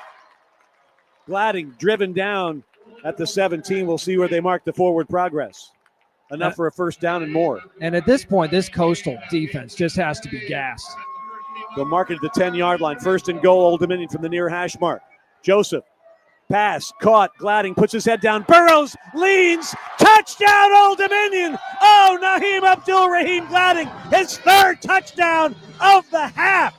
Put his head down and burrowed like an armadillo looking for oxygen above the dirt pile, and he finds his way to 6.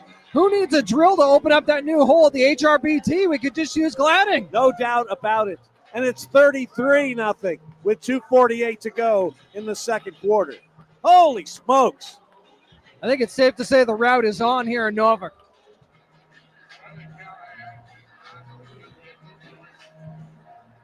Never in this 5-game series has this type of stuff happened. We saw the Ethan Vasco lightning bolt on this field a few years ago lead his team from behind to a victory. But wow, 33-0. And here's Callahan for the extra point. Ball is down, and the extra point is good. Don't really need the pyrotechnics tonight. The Monarch offense and defense has supplied that enough. We might be out. I have to tap somebody on the shoulder, make sure we still have some left. 1-800 need more fireworks. My, oh my. 2:48 to play in a rather lengthy second quarter.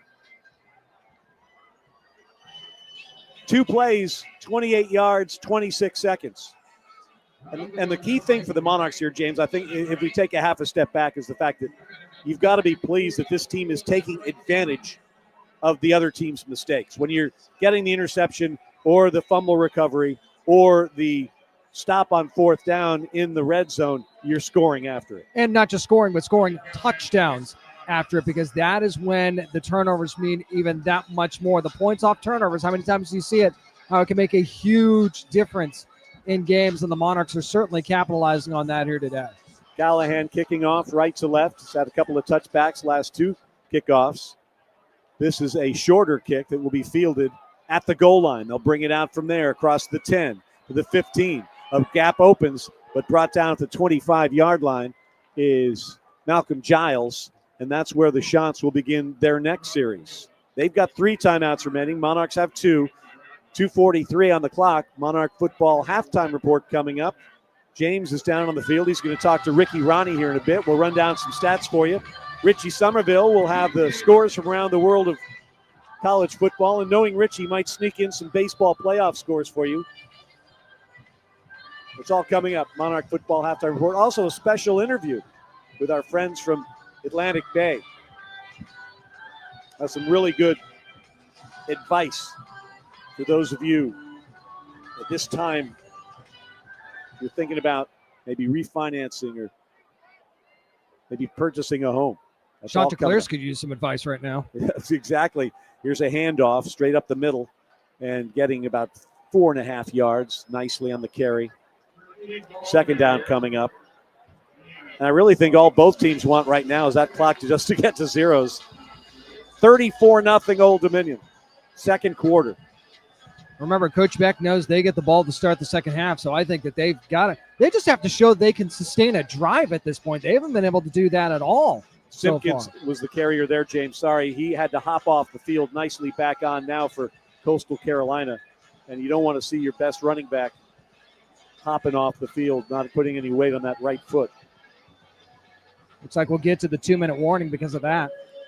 2-minute timeout. 2 minutes to play here in our first half at Cornblau Field at SB Ballard Stadium. An impressive night for the homestanding Monarchs of Old Dominion. It's 34-0 Monarchs on the ODU Sports Network.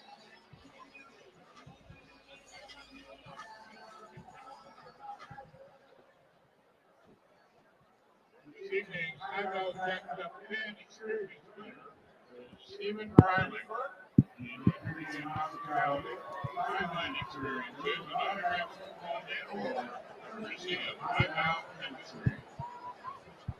This is well, it's a different view. It's kind of a different vantage point. Which ball did press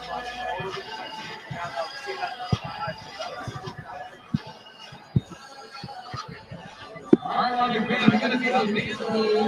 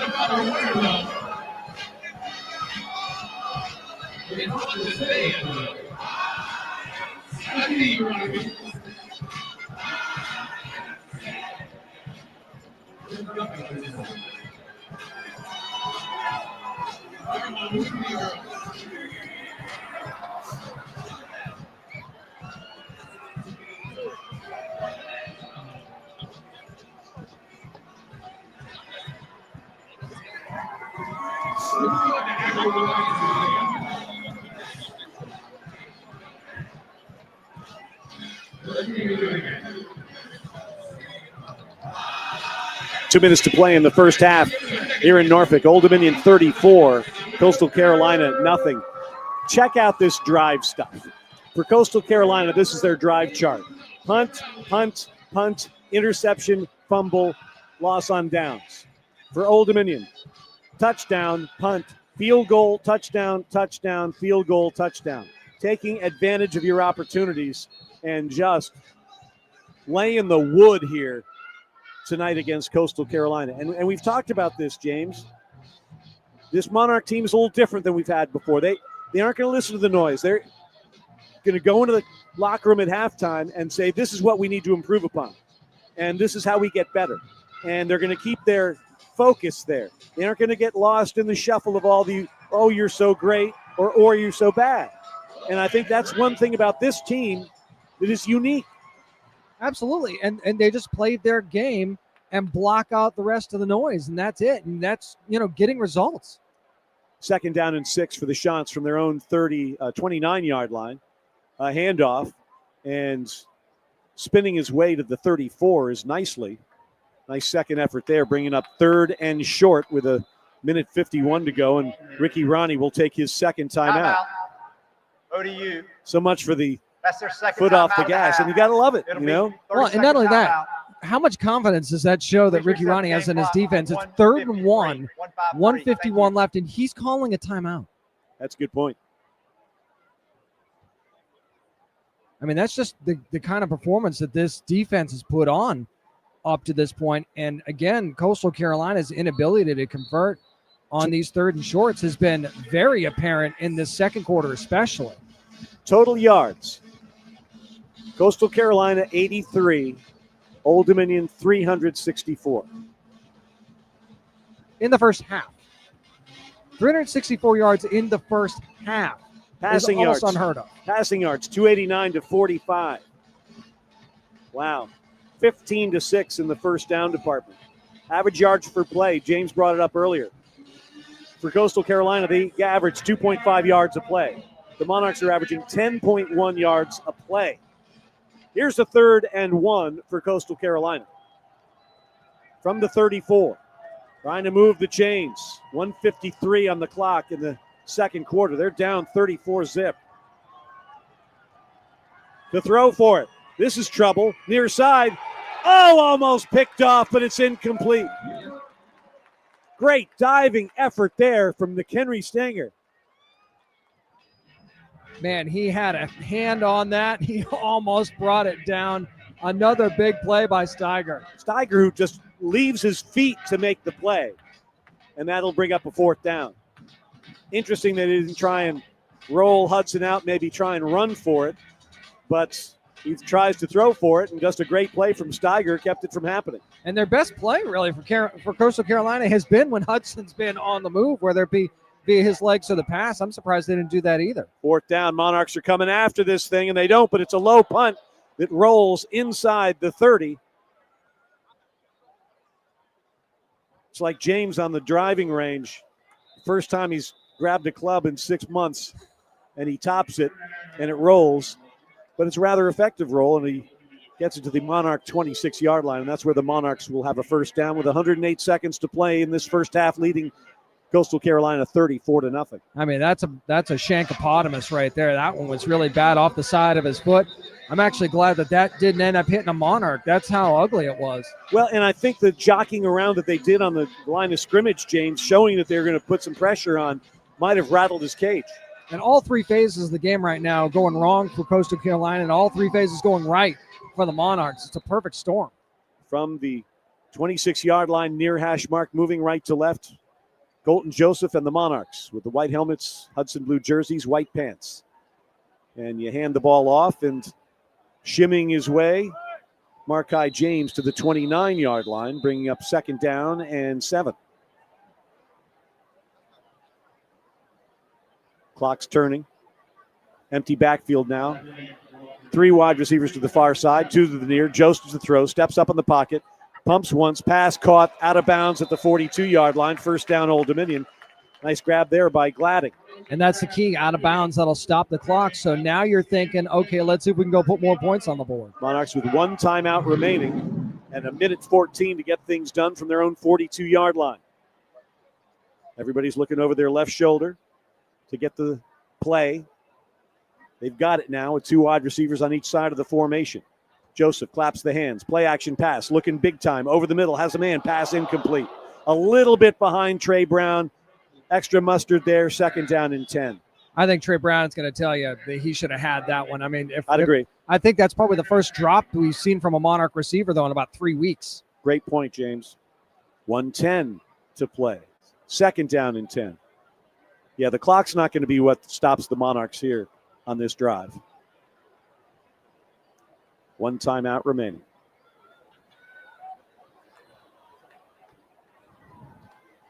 You can hear the claps here as the crowd's gone quiet during the Monarch offense. Here's Joseph, dumps it off. Pass is going to be tipped twice. Incomplete. Oh, the Shants had a chance to pick that one off as Colton once again threw awkwardly going to the left, trying to throw back to the right. And it luckily found terra firma, 3rd and 10. Well, the problem is he's drifting and not setting his feet before he's throwing it, and that's making it sail a little bit. That was the best opportunity that the Chanticleers have had for a turnover, and they were not able to capitalize on it. Devin Roche stands to the right of Colton Joseph on the 3rd and 10 play. Watch them get the handoff here. 2 wide receivers to each side. Gladding and Thomas to the near side. Brown and Forrest to the far. Now they send Roche out to the far side. Colton's got the snap. Looking near side. Now he's going to get crumbled. Gets away. No, he's taken down at the 41-yard line. Holding on tight right there for the sack is Zeke Campbell. And Coach Beck does not want to call a timeout here. And it's 4th down and 11 for Old Dominion. 43 seconds, turning clock. 34-0 Monarchs. And they're keeping the offense out on the field. I think they'll just let the clock go down and then take a timeout, right? I would like to think so, especially if Coach Beck doesn't seem in a hurry to do that. And Ricky's going to tell the head linesman what his mission is. Joseph will come off, talk to Kevin Decker, and Ricky will call the timeout. Timeout, Old Dominion. And there'll be That's their 19 third seconds to final play, timeout of the half. and we'll get an Ian 30 Brandt seconds punt. in late. Again, during our Monarch football halftime report, just moments from now, James will talk to head coach Ricky Ronnie. You know, James, sometimes you have a really tough job talking to the head coach after halves or after games. I think he might be pretty pleased with his team's performance in all phases. Well, when you find out that you've got your largest lead, if this holds largest lead ever against an FBS team at the half, I think you got to be pretty happy about that.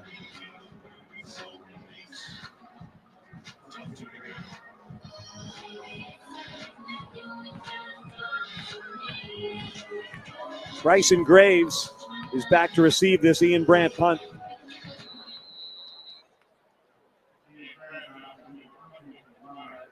Snaps a good one. High spiral from Brandt, comes to the near side, bounces out of bounds, and they'll probably mark it about see where he goes, probably I'll bet the 28 or so. 25. And that's where Coastal Carolina will begin the drive. They'll have 12 seconds to get something done. I think what they're going to do is put a knee on the ground and call it. I would think that would be the prudent thing to do. Get you all the stats at halftime, too, plus Richie Somerville's compiling scores from around the country. It's all coming up 12 seconds from now, game-wise. And they'll hand it off, and nicely will go up the middle and break a tackle and get taken down at the 33-yard line, and that should be enough to bring us to the end of half number 1. How about that, Monarch fans? Coastal Carolina coming off a bye. You think they'll be extra ready. Well, they were extra ready for a beatdown in this first half. 34-0 Old Dominion, 30 minutes into this thing. James Witham with head coach Ricky Ronnie. Go ahead, James. Coach, very impressive on both sides of the ball. Your thoughts on the first half? Yeah, I mean, we did some good things. I thought, some guys are making some really good individual plays. We're executing well. There's still some things I'd like to see us do better, which I know sounds ridiculous, but I do think we could play better than that, and we need to execute a little better on a couple detail things. Better feels a little scary, Coach, but we'll see you in the second half. All right, thank you. That's ODU head coach Ricky Ronnie. Ted, up to you. All right, thank you, James. Our halftime interview with head coach Ricky Ronnie is brought to you by Team Monarch partner Centera Health. Centera's mission is to improve health every day.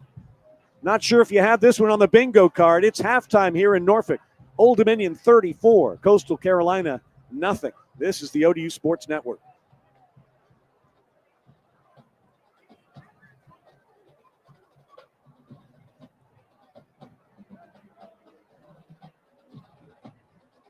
There's nothing wrong with your picture. It's 34 zip. Haven't seen anything like this ever.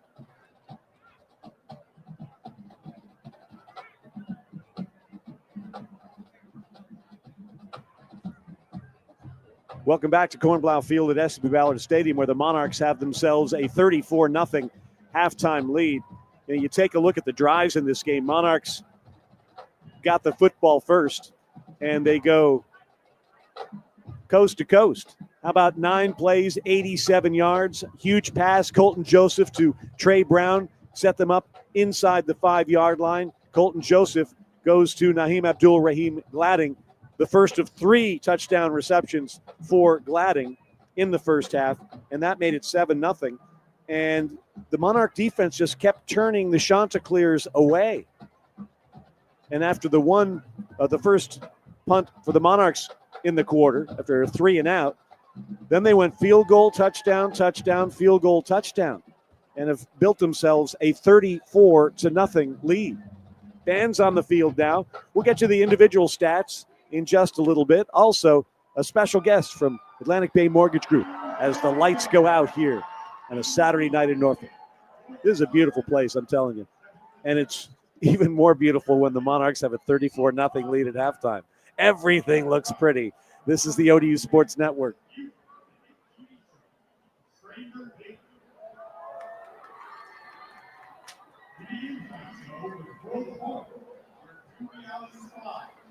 What we know and the one we need.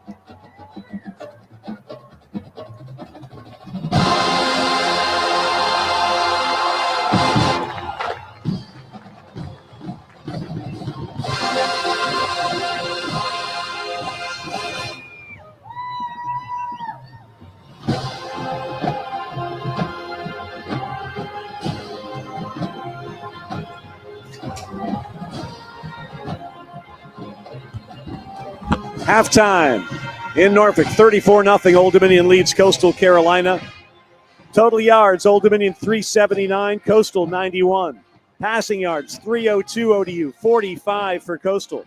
Running yards, 77 for ODU, 46 for Coastal Carolina. Let's see. Monarchs are 4 for 8 on third down. Coastal 4 for 9. And I guess turnovers. 2 for Coastal Carolina, none for Old Dominion. And they lead at 34-0. James has made his way back up here to the press box. I mean, what else can you say? I mean, first downs, 16 for the Monarchs, 6 for Coastal Carolina. I think that says a lot, too. And the fact that Coastal actually leads in time of possession right now, but the Monarchs are getting so many big plays and shorter drives with better field position that the time of possession just doesn't matter. Colton Joseph, 15 for 24 for 302 yards, 4 touchdowns, a passer rating of 223.2 in the first half. Tad Hudson, 12 for 17 for 45 yards and an interception. His rating is 81.1. In terms of receiving, Naheem Abdul-Rahim Gladding, 7 catches, 101 yards, and 3 touchdowns. Put it all together, Monarchs have themselves a 34-0 lead. What do you think you say in the Monarch locker room, James? I think that what you say is what you said earlier. Keep your foot on the gas because, what if you do get to a point where style points matter, right? And you got to start thinking about these things. And I mean, I know that it's 1-0 and you're going to be 1-0, but part of being 1-0 is dropping the hammer sometimes. Got to drop that hammer. And they did a lot of hammer dropping in the first 30 minutes. It's 34-0. Still to come on the Monarch Football Halftime Report. Richie Somerville with a look at the scoreboard. Also a special guest from Atlantic Bay Mortgage Group, today's game sponsor, and a Team Monarch partner. It's all coming up. All Monarchs in the first half. It's 34-0 on the ODU Sports Network.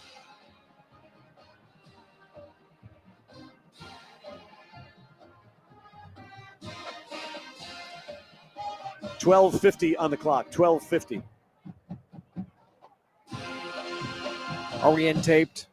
Or are we coming back? Richie, we running the tape next, and then you.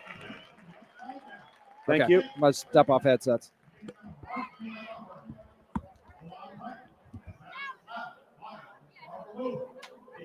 Halftime. We're going to take a break. Go to your fridge. Get the cheese doodles out. Remember cheese waffies? Cheese waffies. Crispy little things with I'm sure it was pure cheese in the middle. Little waffy. Oh. And get some cheese waffies. We'll be back in a minute. Brianna, if you could put up the full screen and we'll take a break.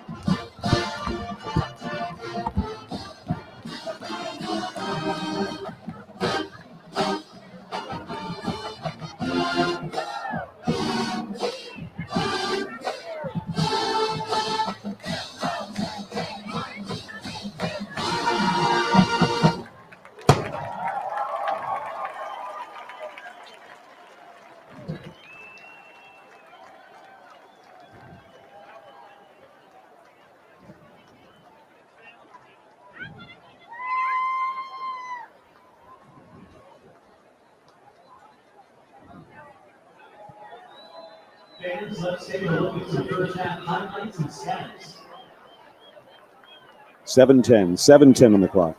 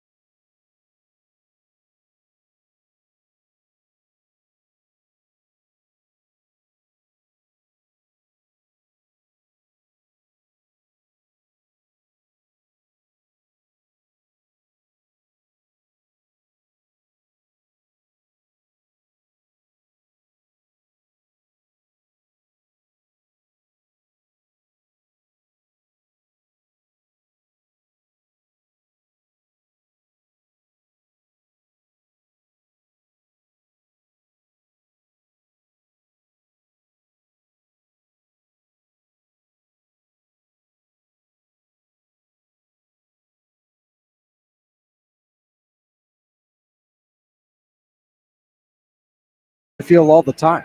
Remember?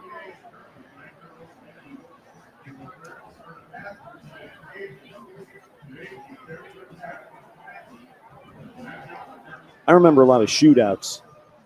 But the offense humming like this. Yes, this is what it yes. used to feel like. Yep. The problem was always getting the offense and the defense to play well at the same time.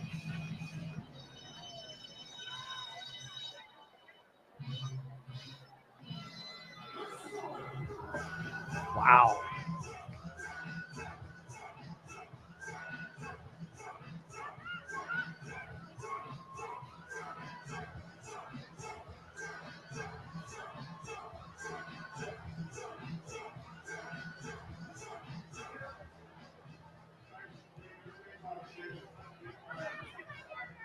That's so awesome.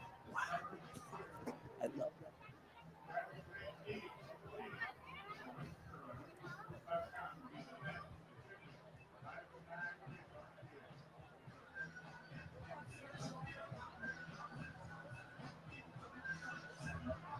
Wow.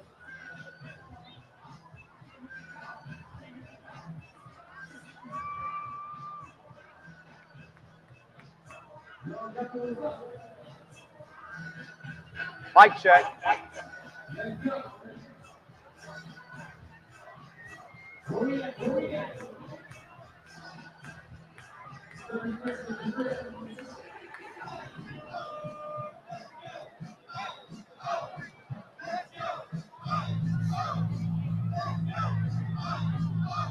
Perfect.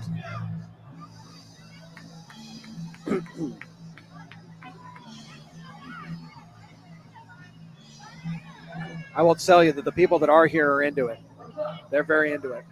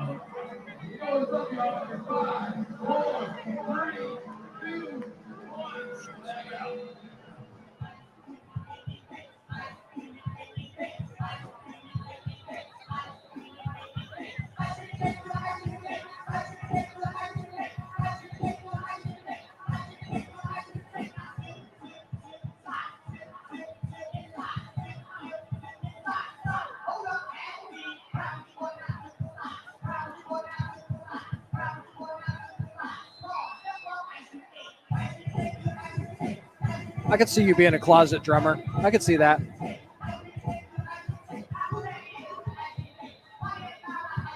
You know that solo's coming. It's all you.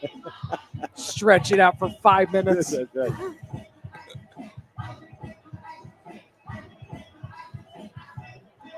You watch Modern Family? Remember the episode where Cam plays the drums for Haley's boyfriend in his band? And he has the drum solo and just takes over the whole show.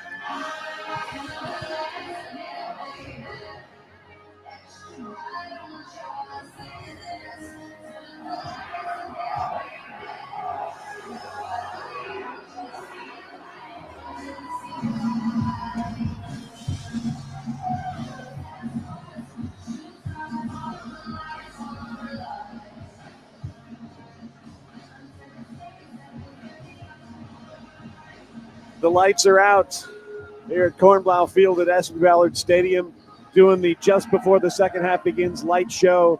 A lot of flashlight, the phone flashlight things going, and the Monarchs still have a 34-0 lead.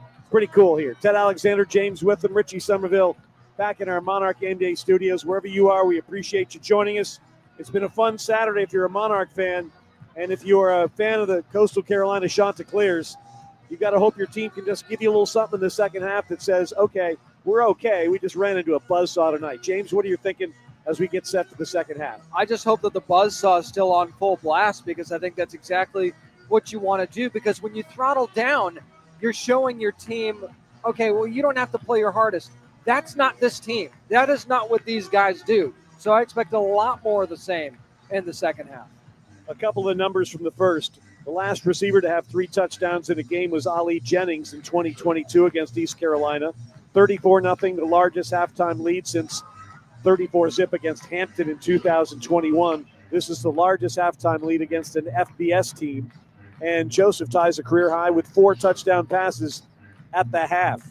Monarchs will kick off from right to left, and the Chants will see if they can get something going with the special teams here to start the second half. Across the 25 to the 27-yard line, and here we go. We'll see what Coach Beck and the Chants have for the Monarchs here to start this third quarter. Well, Coach Ronnie said at the half that there's still stuff he would like to work on, and I think that's your first example of it right there. They had been kicking it deep and into the corner, but Coach Ronnie knows the special teams coverage needs some work. Kick it down the middle of the field and see what you can do. Well done. And I believe it was Mikhail Yubilev on the kickoff there, the left footer. So 1st and 10, Coastal Carolina from their own 26-yard line, moving left to right, black helmets, white jerseys, black pants, and Hudson's going to throw to the far side, and that will be incomplete. Little low, diving attempt made on the far side, but it'll be 2nd and 10 after English could not come up with the reception. Tried to lead him away from the defender there, which he did. English just couldn't bring it down.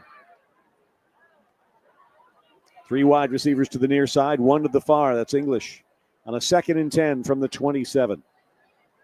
Turn and keep the ball this time on the RPO. Gets across the 30, maybe the 31. 3rd down coming up in about 6.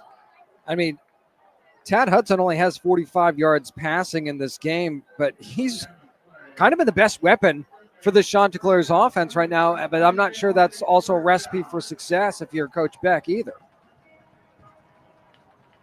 Interesting thing about Hudson is his longest completion of the year has been 39 yards. So it's not like they're exploding with the passing game. Here we go, 3rd down, need to get to the 37. Ball's on the 30, middle of the football field. Hudson to throw, looking near side. Pass is almost picked off, thrown right to the Monarch. Couldn't come up with it.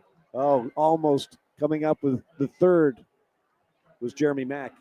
Oh, and he could just taste that one too. It bounced right off of his hands. That one was coming in hot, but he breaks off of his man in the zone coverage to go up and almost grab that one. What a play by Mack. In his defense, he was halfway between the quarterback and the receiver. Therefore, the velocity when he turned his head around and saw it was right there was cooking.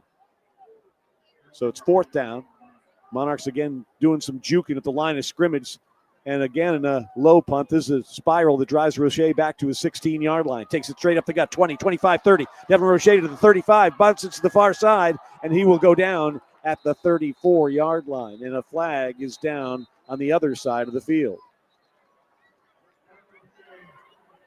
Hard to see what might have happened there. It's usually in the area of a hold. See what the call is. It was 4th and 7.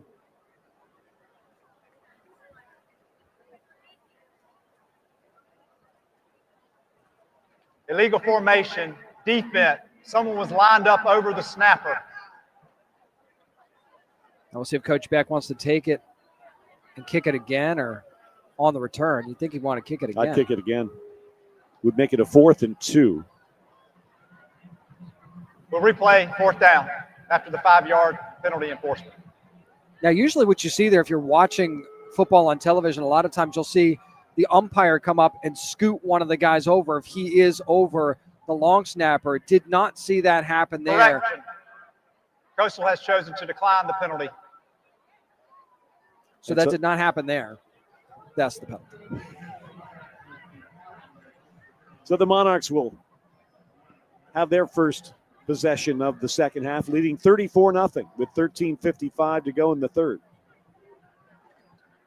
Be very curious to see what the play calling is going to be coming out in this first drive. I think that'll tell us everything we need to know about how they're going to handle the rest of this game.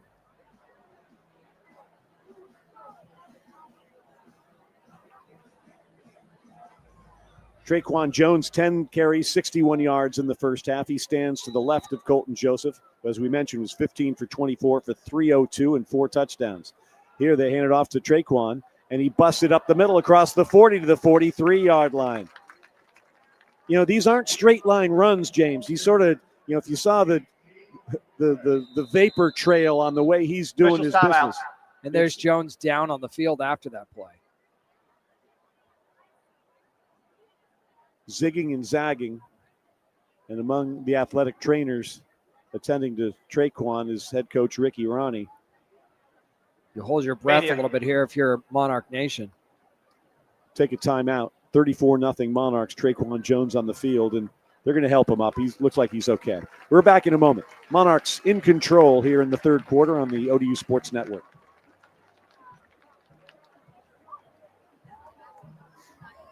That's the last thing you want to see in a 34-0 game. Correct. But you're right, just the way he's able to, I mean, when the hole's not there, and it wasn't, be able to bounce it outside like that, it's very impressive. That's just what he does.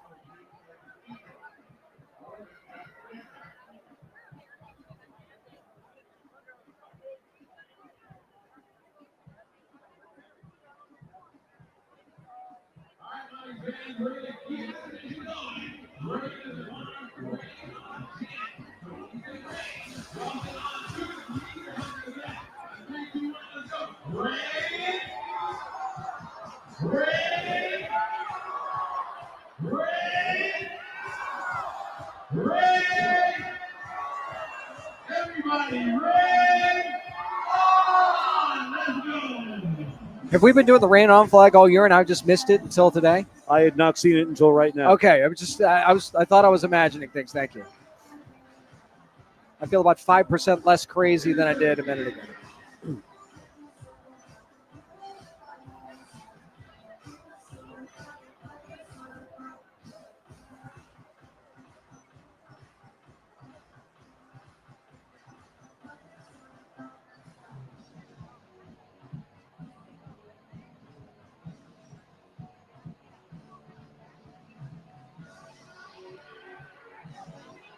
Our second half start is brought to you by Bon Secours. With Bon Secours, it's never been easier to stay engaged in your healthcare your way. Bon Secours, primary specialty in emergency care for the universe of you. 34-0. Monarchs lead Coastal Carolina. They've got a 2nd and 2 coming up. Traquan Jones looks like he's going to be okay, James. Yeah, he just ended up popping right back up after being checked out by the athletic training staff. Curious to see if we see him back in this game, or will they err on the side of caution and keep him out for the rest of this one. Devin Roche will take his spot. Roche with 1 carry for 8 yards. It's funny, Catravian Hargrove, the running back, has no running attempts and 1 catch for 80 yards and a touchdown. It's a pretty good day, though. Here's the handoff to Roche off left guard, has himself a first down out to the 47-yard line, and that's the offensive line just doing work. I mean, that's a small package there when you see Roche coming out of the backfield, but man, he's got a lot more power than you think. First down. They'll again hand it to Devin, who takes it up the middle, gets into the first portion of Chanticleer territory, maybe the 49-yard line, giving 3 yards on the first down carry, 2nd and 7, and the Monarchs are going tempo here with another handoff to Roche. No, it's a play-action pass and an incompletion to the near side to Ja'Cory Thomas. That was one of those that immediately Colton Joseph realized it wasn't there. That was a predetermined throw, and he just dumps it out of bounds. And it's a 3rd down and 7 for the Monarchs, who need to get to the Chanticleer 47. Ball's right at midfield as ODU travels from right to left, leading 34-0, 12:59 to play in the 3rd. 3 wide receivers to the far side. Thomas hugging the sideline on the near. They send Roche in motion to the far side. Fake it to him, and Colton Joseph keeps it for a first down and much more. The speed, and Joseph is gone. Touchdown, Old Dominion. Oh, I thought he was going to be down right after he got the first down, but no. Joseph said, "Get off me," shedding would-be tacklers off to the house. I guess we know how they're going to handle this second half after all, because Colton Joseph was not looking to run out of bounds there. I mean, he just likes taking it to the house. Can you blame him? No. His longest run of the day goes 50 yards. Of course, he had the 2 70-plus yard touchdown runs to open the season at Indiana, and he's been cooking with gas ever since, and it's 40-0 Old Dominion. 5 plays, 66 yards, and a minute 5. They had a chance to get him, but they didn't. How many times have we said that this year? Callahan's extra point is good. 12:50 to play in the 3rd. Old Dominion's added to its lead. 40-0 Monarchs on the ODU Sports Network.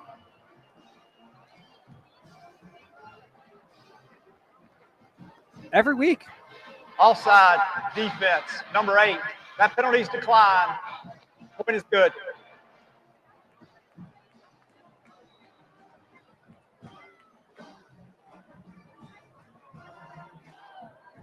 I don't know if it's constantly teams underestimating his speed still, or if he's just that good. I think it's a little both, but I think it's also when you have that kind of speed, you take a half a wrong angle and you're screwed. Yeah.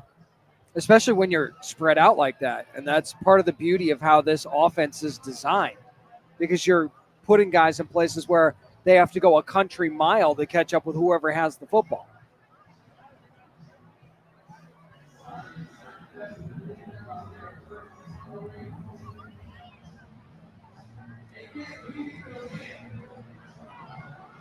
One thing I've heard on the Concourse, since we're on a break, we're on the stream here. Do you know what K-pop Demon Hunters is? No. It is a movie on Netflix. It's an animated movie that my kids have watched 1,700 times, and the songs are very popular. I've heard 2 of them this evening. Okay. And does it all work? One of them is currently the #1 song in the country. It's called Golden. It's been #1 for 9 weeks. So it's rather popular. So well done for the staff for realizing that and getting it out there for the youngins. How about this? Radio stations play him, record stores sell him. AT40, no, Billboard ranks him and AT40 counts him down. We'll buff that out. Hey, everybody. It's 41-0. Old Dominion leading Coastal Carolina with 12:50 to go in our 3rd quarter. Colton Joseph, we're talking about his speed, and here he's been around for a year and a half or so, and why aren't people understanding that this dude's got some wheels? And I think it's hard to understand speed. It's one thing on film, it's another thing when you're standing next to him. Not only that, but when you got a 200-pound rocket ship coming at you, that's not exactly something you either A, want to be a part of as a defender, or B, are going to be able to bring down easily. So I think that that's a little bit of a part of it too, but we just see it week after week after week where he hits that edge and suddenly no one can catch him. And this is what, the fourth straight game he's had at least 2 touchdown passes? Yeah. Monarch offense has been rolling. Now, granted, North Carolina Central, Virginia Tech, Liberty, Coastal Carolina, maybe not the murderer's row of defensive programs, but hey, you play who's on the schedule. But also a Coastal Carolina team that put up 30-plus against South Alabama 2 weeks ago, and they're coming off their bye. Exactly.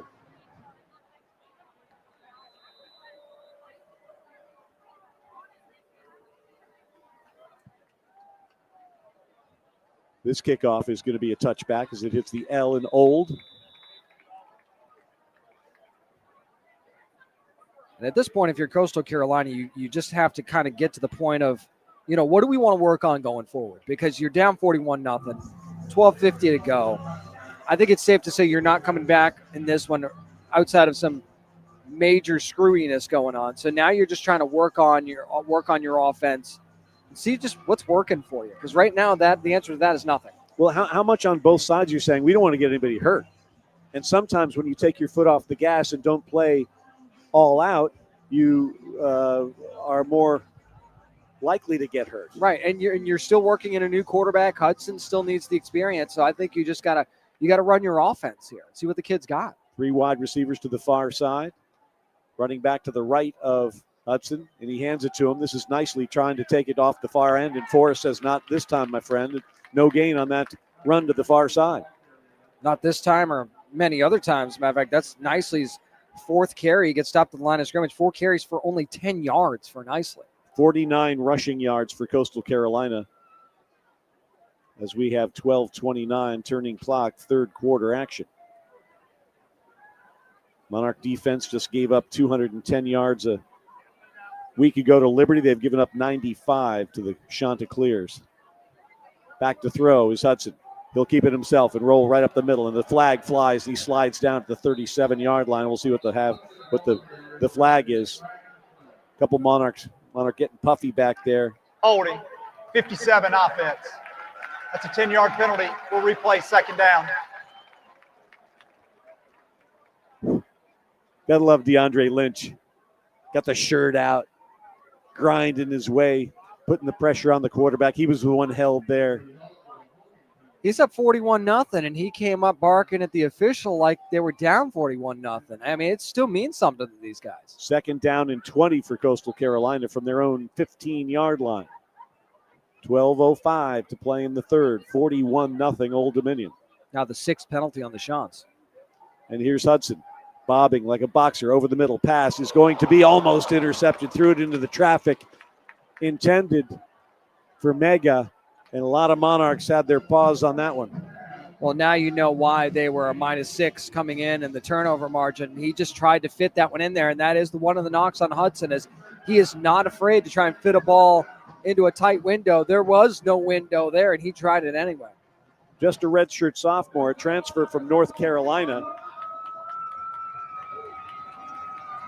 And here we go, third down and 20. Need to get to the 35. Ball's on the 15. 3 wide receivers near side, 1 to the far as Coastal goes from left to right.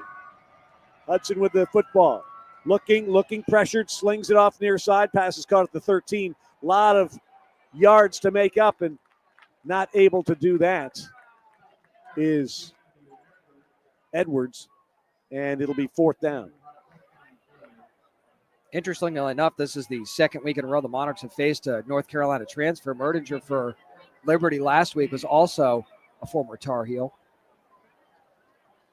I think the Tar Heels are all former Tar Heels. Well, they're going to be soon enough. Another punt for Coastal. 4th and 14.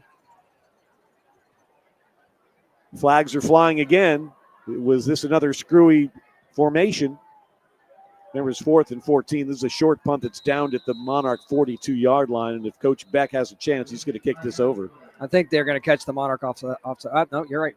Another formation problem, but this time on the shots. And I decline it if I'm Ricky Ronnie and get the next drive going from your 42. Illegal formation, more than 4 players in the backfield. That penalty will be enforced at the dead ball spot, first down. All right, so they'll move it to the 47. Tack it on. Get Yeah. a little extra. All right. I've never known how they determine what penalties you tack on, what you don't, and all this other Typically, if it's on the kicking team and it's anything that it can be enforced at the end of wherever the dead ball spot is. stuff. You keep a straight face, I'll buy it. I'll buy it. You say it with enough confidence. Exactly. And You people say it believe with it. I'm just saying. confidence. Walk in like you own the room. Well, Colton Joseph has been owning the room to the tune of 15 for 25 for 302 yards and 4 touchdowns. Just ran 50 yards for another touchdown. It's 41-0 Old Dominion. Monarchs with the football with a 1st and 10, and he keeps the ball himself again, running around left end and slides out of bounds at the 47-yard line of Coastal Carolina. I think even Coach Finwood would be envious of that slide. That was a pretty good one.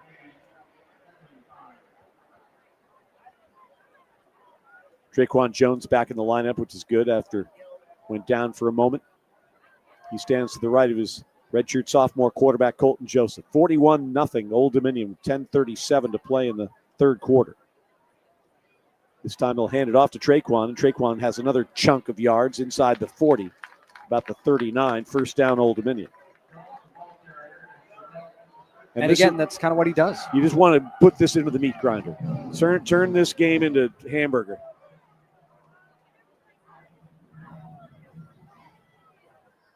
Play action pass. Hamburger, nothing. He's going for it all. Looking for Thomas. This pass is overthrown, incomplete in the end zone. Thomas didn't quite have the time to make the adjustment he needed to make that catch. But, I mean, that was another one that was maybe slightly overthrown by Colton a little bit.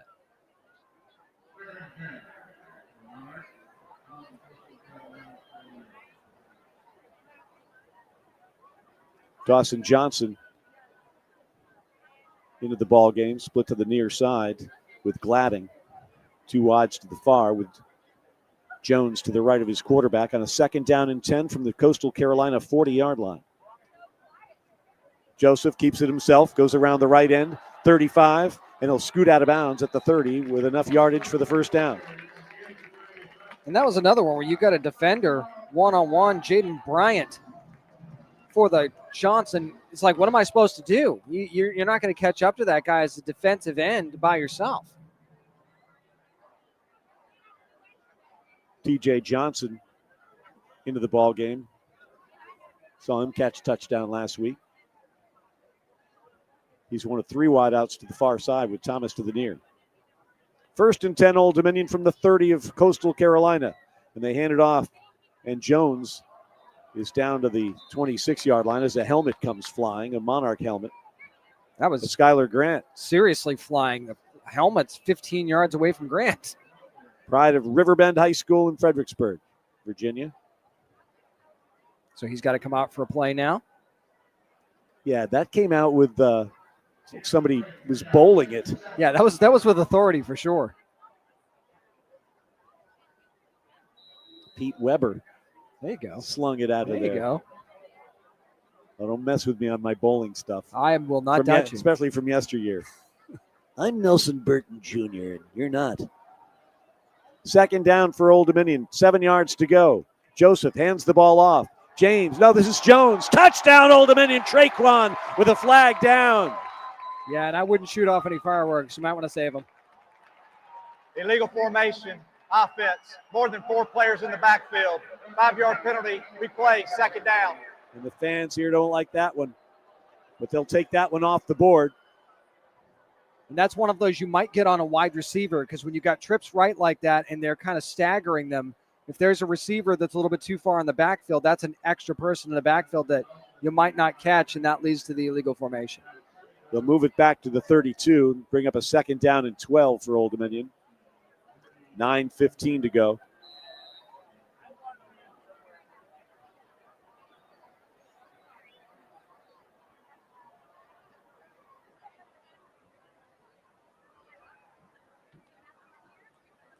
Quick pass, far side, caught. Putting the head down once again inside the 30 to the 28th. It's going to bring up about a 3rd and 8.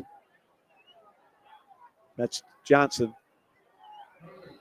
Getting the big guy involved, lowers his head there a little bit, makes it more 3rd and manageable. Yep.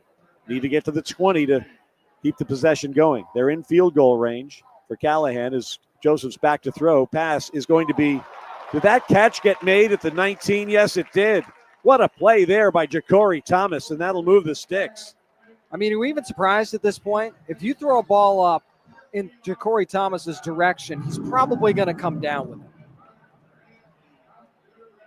Great catch. He got blasted. And I think Joseph might have gotten blasted too. He did. I would think this would be his final series. If they put one in the end zone, I don't think we'll see him again.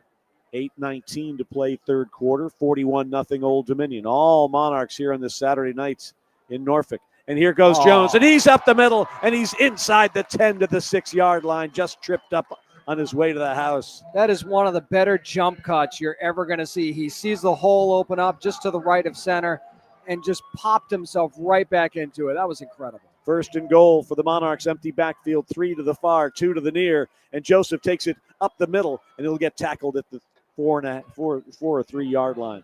2nd and goal from there. Yeah, they spread things out. That had quarterback draw written all over it. The shots were ready for that one. Monarchs led 34-0 at the half. They've added a touchdown here in the third quarter and looking for more as we're halfway through the third stanza. Jalen Butler comes in to keep an eye on him, possibly leaking out into the flat here. Jones to the left of Colton Joseph. Colton's going to try and throw for it. Looks near side. Corner pattern. Pass is incomplete. Sailed a little bit there. Just missed Ja'Cory Thomas in the corner. They're going to go. 3rd and goal. Both teams make substitutions, which means they'll keep the Monarchs from snapping it until the Shants have their players in and aligned. 3rd and goal from the 4. Ball's right in the middle of the football field. Monarchs traveling from right to left towards the student section. Move Johnson to the right edge. And we've got a timeout called Old Dominion by Ricky for Ronnie. first of the half. And again, you just want to make sure that everything's buttoned up. You might have a big lead, but that doesn't mean you shouldn't try to get it right every time you get the ball. Well, you have to keep your eye on the ball. You got to keep executing. That's the key thing. Whether you're going to pour it on or whatever, keep executing the plays like you practice them, like you want to practice them, like you want to have them happen during a game. But that's the difference with this team this year, I think. And you said this earlier, is keeping your eye on the ball, understanding that every play is another opportunity. And I mean, I just saw Traquan Jones, Devin Rocher checking into the game. It's crazy. 7:10 to play in the third. 41-0 Old Dominion. Back to Cornblau Field at SP Ballard Stadium in a moment on the ODU Sports Network. Traquan Jones was legitimately upset about being checked out of a 41-0 game, jumping up and down like he's the one that wanted to get the ball. Yeah. I think you take Joseph out, take Jones out after this drive. I think wholesale across the board, you take pretty much everybody, especially if you put a touchdown up here, you got to take everybody out because they're starting to take shots, and you don't need that.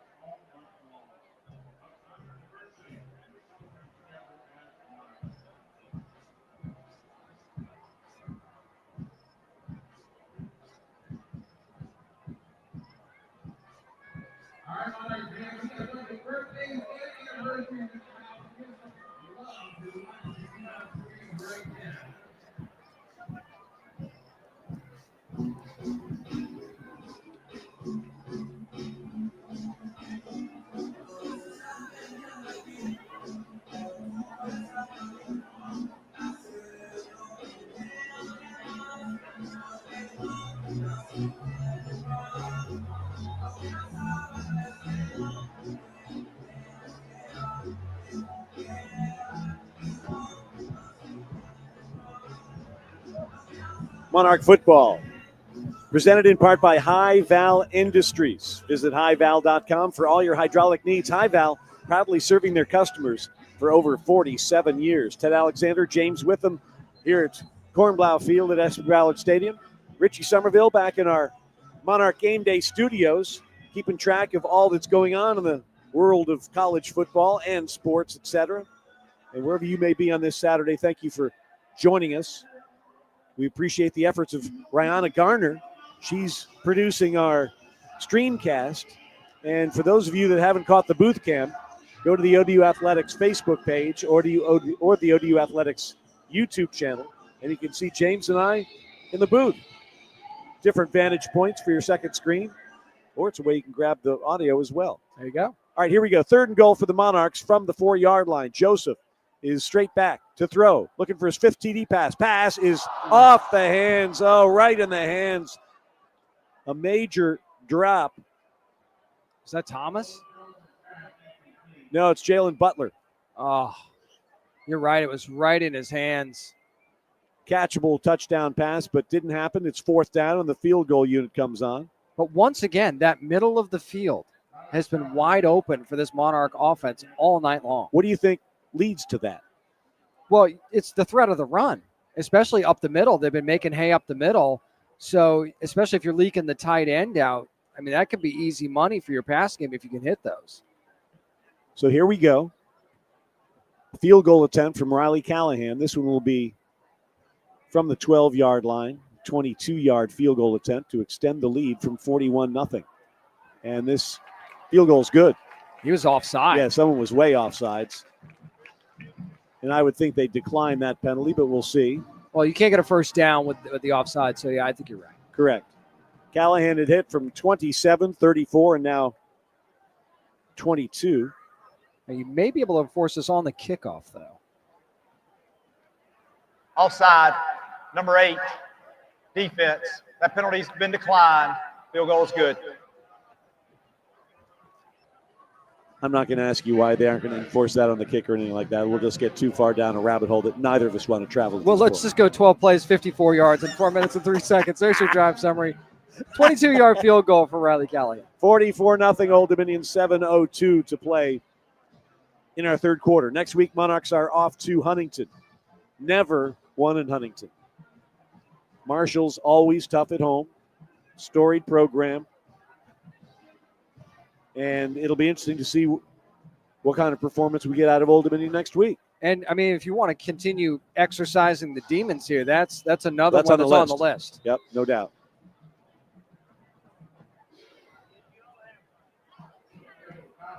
Mikhail Yakovlev into the kickoff. This one will land at the goal line, picked up there, across the 10, and getting sent back at the 15. That's good special teams play. Not allowing Malcolm Gillis any room to maneuver. And we've been seeing that as well today, is that special teams coverage has been much better than we've seen in previous weeks.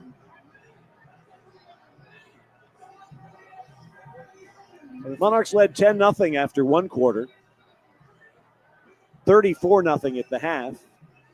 And right now, with 6:56 to go in the 3rd, it's a 44-0 Old Dominion lead over Coastal Carolina. This is a Chanticleer team that's already been shut out once this season against East Carolina. Yeah, that was 38-0. Here it's 44-0. And Tad Hudson continues at quarterback with a handoff and busting it to the near side. This is Simpkins with his best run of the night as he's run out of bounds at the 25-yard line. It'll be a first down for the Shots. Mark them at the 26. And there's some pride involved here for them. They don't want to have another shutout on their docket, especially coming off their bye. So you're going to still see some fight from these guys. Next week, it's a home game against ULM for Coastal Carolina when the Monarchs head to Marshall. Here's Simpkins straight up the gut across the 30 to the 31 on first down. 2nd and 5 coming up. Sunbelt standings. JMU a win today over Georgia Southern, so they are 2-0 in the league. Coastal will drop to 1-1 if this score holds. Monarchs will be 1-0 in Sun Belt Conference play if this holds up. 5:56 turning clock, third quarter, 44-0 Old Dominion. And there's a handoff and not going anywhere. What a nice play there. Is that Cole Daniels? Looks like it. Christopher Spencer. Actually, yeah. No, it's Forbes, Chris Forbes. So we're starting to see some. 90, I believe. 90 is Spencer, I believe. Maybe I'm wrong. Let's go with that. We'll go with that. 3rd down and 7. They need to get to the 36-yard line. Shots haven't come real close to scoring here tonight. Monarchs want to keep it that way with Hudson back to throw. Over the middle pass. Sliding catch made at the 48-yard line. Nice throw and grab right there from Coastal Carolina as Eli Aragon slides to make the first down grab. And they needed that. That's their best pass play of the day for sure. From the 47, they come near side to Aragon once again. Runs past one tackler, dives to the Monarch 49. Clock keeps going with 4:50 to play in the third quarter. Starting to see some reserves for the Monarchs now. Justin Watson on that play. 2nd and 7.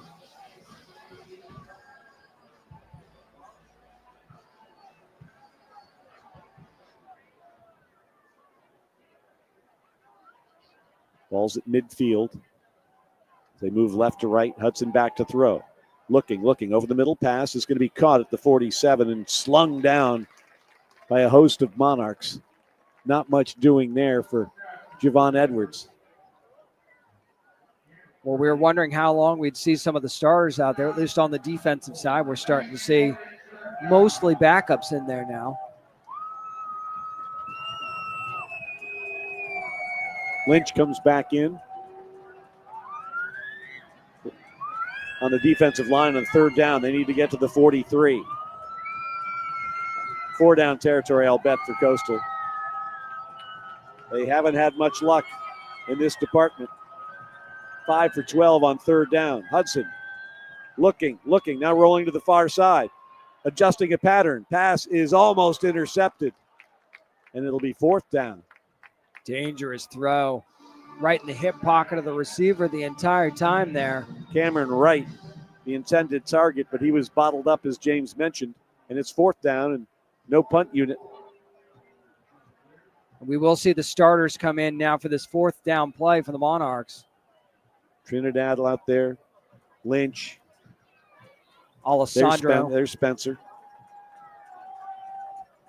Alessandro back in. Monarchs are going to jam that line. 6 guys on the line of scrimmage there, and whistles and flags flying and arms waving. Timeout. Coastal Carolina. This will be 30 seconds in length. I wonder what the flags are about. I believe the play Delay? clock was running down. Okay. They had a guy running off late. Wasn't sure if Brown Reeves was going to make it off the field in time. That kind of screwed the timing up. ODU Athletic Seats for Service program is presented by ADS Incorporated, and it's aimed to offer Monarch fans a unique opportunity to give back, support our military, healthcare professionals, first responders, and educators throughout the Hampton Roads community by sponsoring tickets to ODU athletic events. Every donation of $10 ensures that a seat is made available to local military groups, nonprofit organizations, or healthcare institutions. Join us in expressing gratitude to those who selfishly serve our community each day with the ADS Incorporated Seats for Service Members program.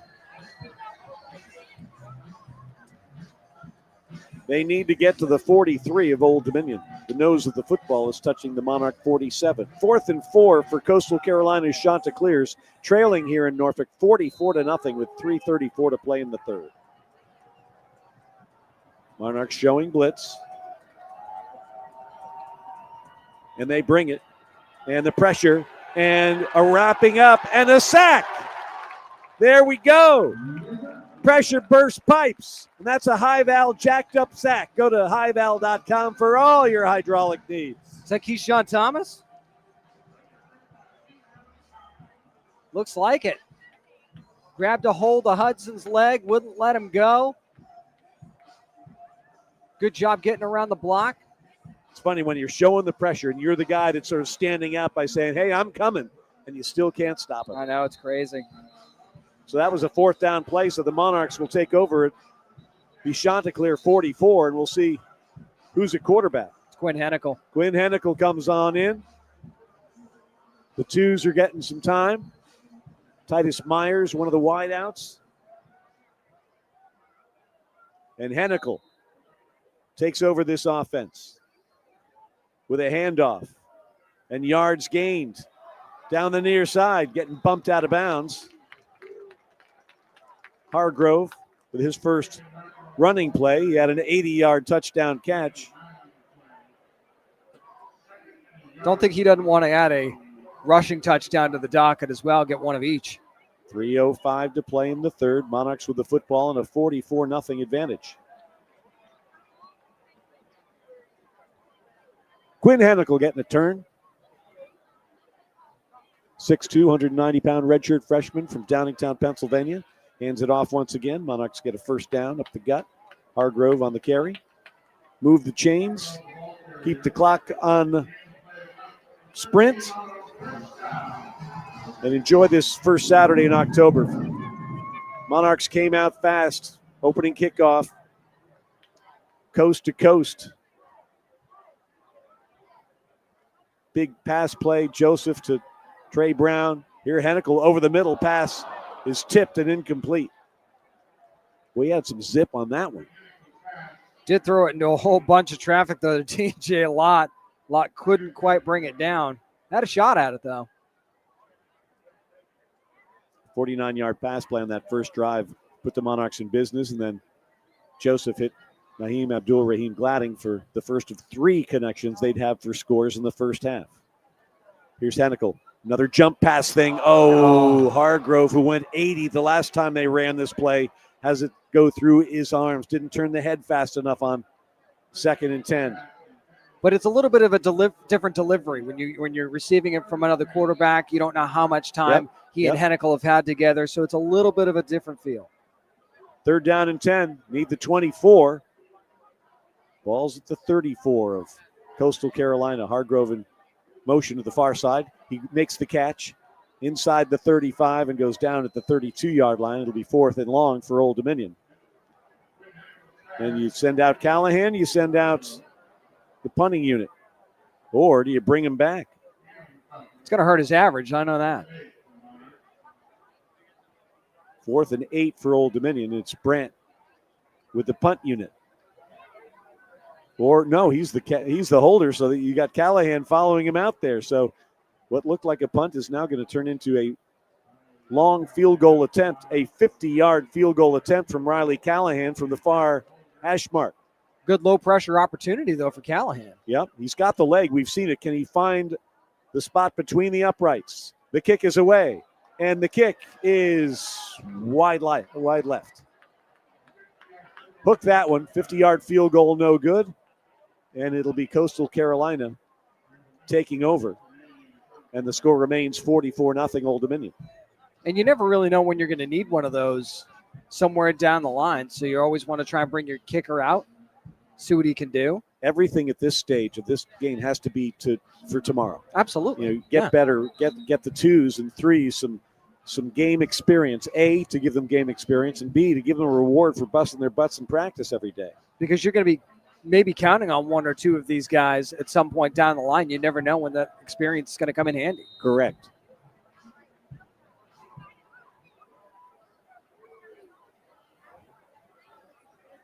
First and 10, Coastal from their own 32.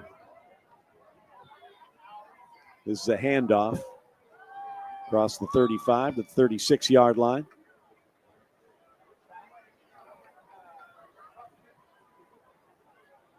Shant's also going to some 2s here as Jalen John gets the carry.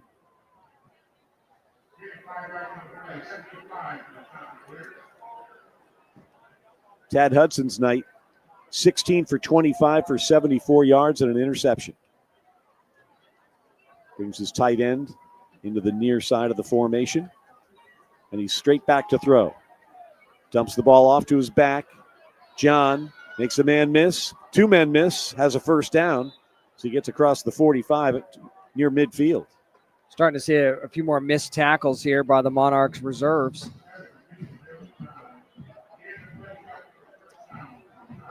.30 to play in the third.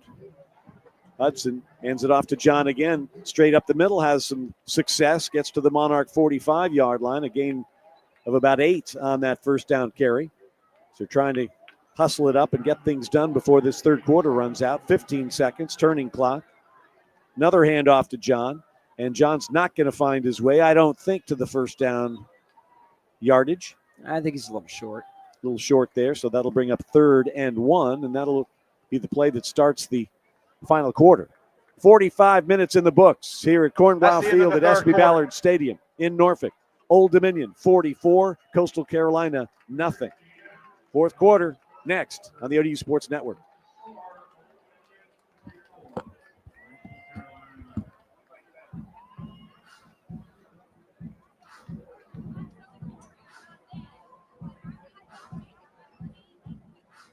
Thank you.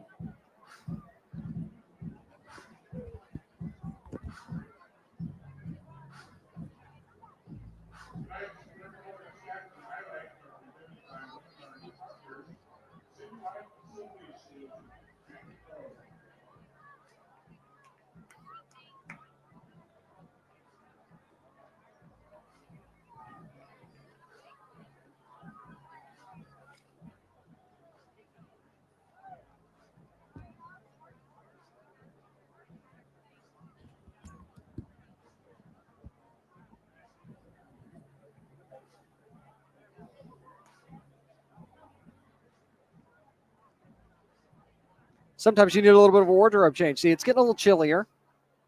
Got to throw on the long sleeves a little bit. Plus, I got to go down there and talk to coach and the players at the end of the game. So don't want to be too chilly. You know, always going to have the long sleeve on hand. Better to have it than not have it.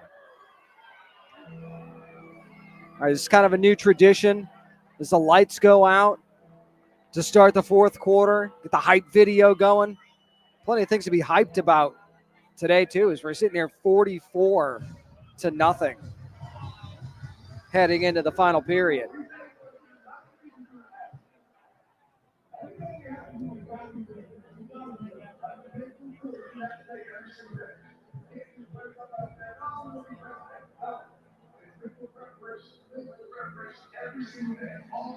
Little Rosanna as Cornblow Field at SB Ballard Stadium. Monarchs lead the Coastal Carolina Chanticleers by a score of 44-0 as we get ready to start this fourth quarter. Quinn Hennikel now in a quarterback for the Monarchs. There's a bunch of reserves up here as well as the Chanticleers try to get back onto the board. The last time the Monarchs had a shutout, Ted, was actually against Charlotte in 2017. It was the 6-0 game. That's wonderfully entertaining 6-0 affair. I still relive it in my dreams. Well, they got the light show going here, which is a wonderful thing when you've got a 44-0 lead, A, and B, when it's dark out. Oh, yeah. That's very helpful. A third down and long play is coming up. And you look at these stats we've just been handed them. It's just been a blowout. Joseph will end up the night 17 for 30 for 315 yards and 4 touchdowns. He was sacked once, and he ran 7 times for 66 yards and a 50-yard touchdown. He continues to have an incredible rushing average. One of the tops in the country coming in.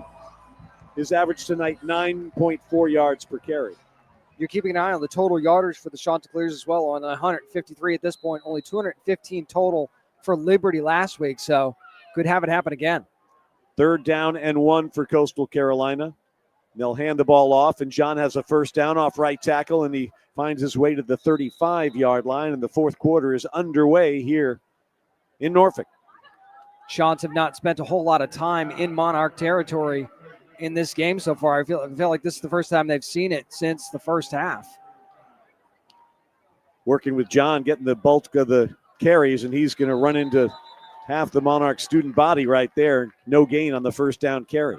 Well, you see these hurry-up offenses, and sometimes that's to your benefit. In that case, it was not to your benefit. The offensive line didn't seem quite ready for that one. allowed some penetration from the Monarchs. To their detriment, I guess you call it. Very much so, yes. They're moving right to left from the hash mark at the 35-yard line. 2nd and 10, Coastal Carolina. Back to throw, Hudson going for it all. Has a man, incomplete. Half a step. I believe that was Tucker out there. Would have been a nice one-handed catch. Graves on the reception. I love it when the ball's a little bit overthrown and the receiver gets a hand in it but can't come up with it, and the DB gets all puffy. Especially when it's 44-0. 3rd down and 10. Need the 25 of Old Dominion. Tad Hudson hands the ball off. Short. They run the draw play and getting to the 29-yard line. Make it about 5 yards short. It'll be 4th and 5. It's not like they're punting. And it's not like you're trying a long field goal either. Their longest of the year, 44 yards. So Javon Edwards on the carry right there. Chance 0 for 2 on 4th down so far today. Simpkins back in the game at running back. He stands to the left of Tad Hudson. 2 wide receivers to each side. Hudson to throw, looking far side. Guns it, has a man. Pass caught at the 10-yard line. 1st and goal for Coastal Carolina. Another really good throw to the outside. I believe that was Mega. Yeah, wide open Mega. Defender gets there just a little bit too late. 1st and goal, and you hand it off, and Simpkins gets maybe a half a yard. Nothing more. 13 minutes to play. 44-0 Old Dominion. Monarchs getting caught with 12 on the field, I believe.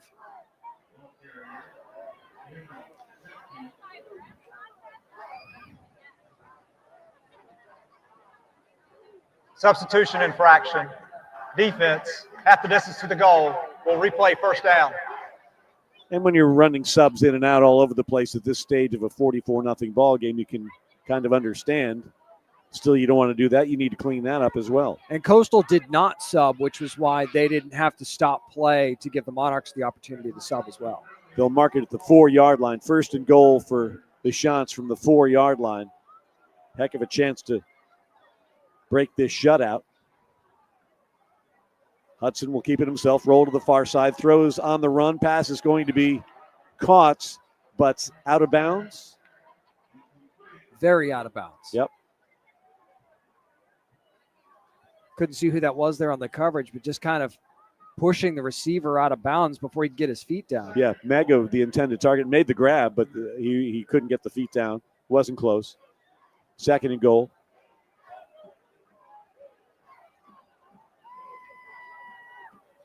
John, the running back, he'll take it straight up the gut. Now bounces off a would-be tackler and stops short. He'll be at the 3-yard line. It'll be 3rd and goal. And you know these twos want to keep these Chanticleers out of the end zone. Got a Monarch down. Officials timeout. The man holding his shoulder on his back at the 5. Media. And while the athletic training staff attends to the Monarch on the field, we'll take a break. 12:25 to go. 44-0. Monarchs lead Coastal Carolina on the ODU Sports Network.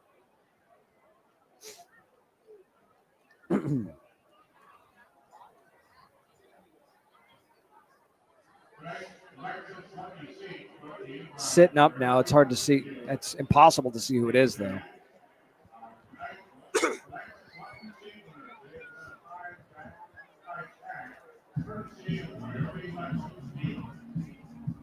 It's one.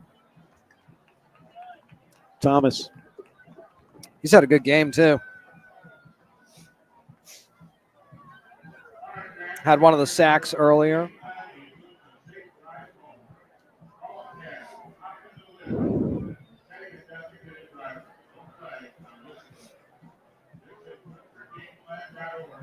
Chants have just now cracked the century mark passing.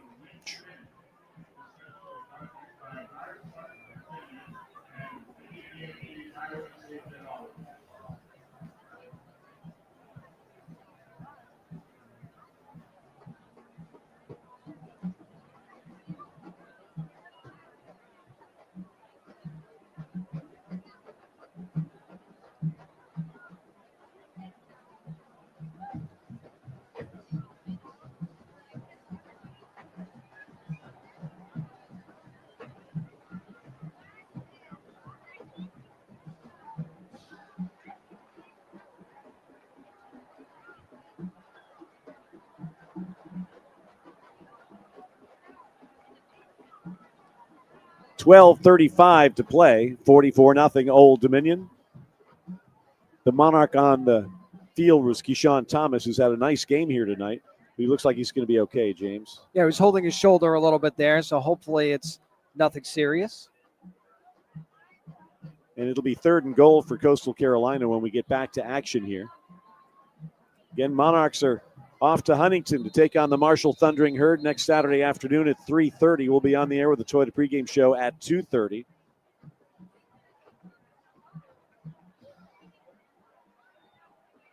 Marshall have a bye this week? I believe they do for this weekend. So the Monarchs will have their second straight team coming off a bye. And it didn't have much of an effect tonight. We'll see what happens when the Herd gets back home. They're coming off a heartbreaking loss to the Raging Cajuns last time they played as well. Yeah. So Hudson with running back John to his left.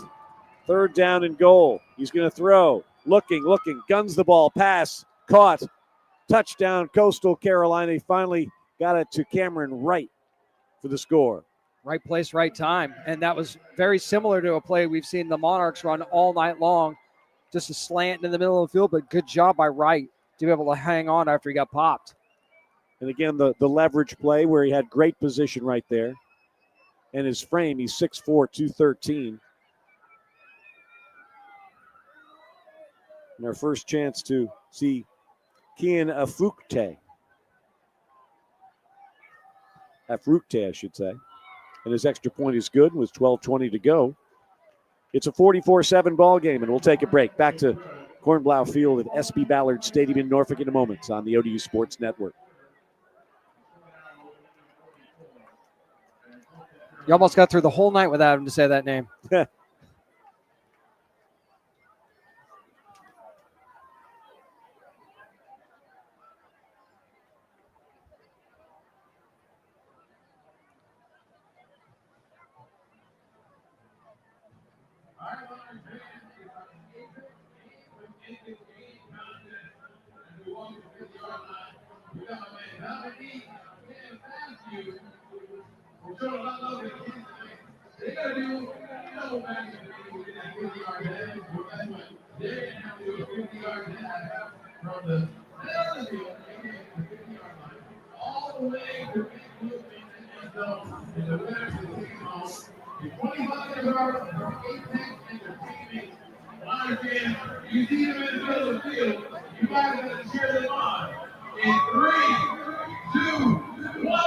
Well, folks, what do you think? 44-7, did you think that when you woke up this morning?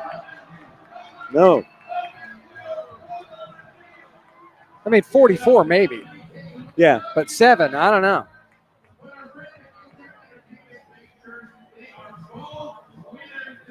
And what does it tell us about South Alabama? Yeah, good point. Very good point. Not that we play them, but. No, but there's some common opponents there, so. Yeah.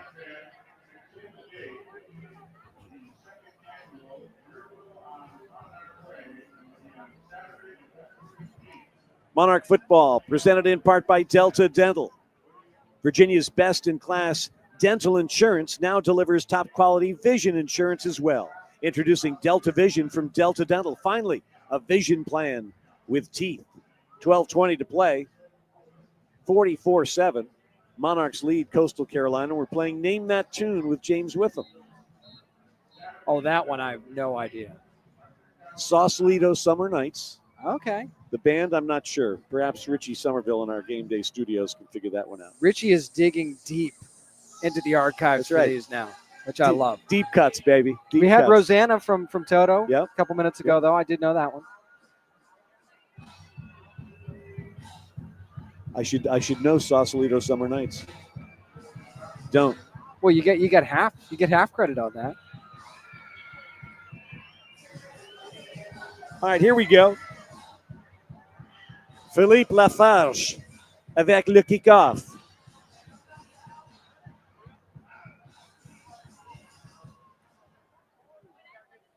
High end-over-end boot. Nobody's touching this thing as it goes into the D and old.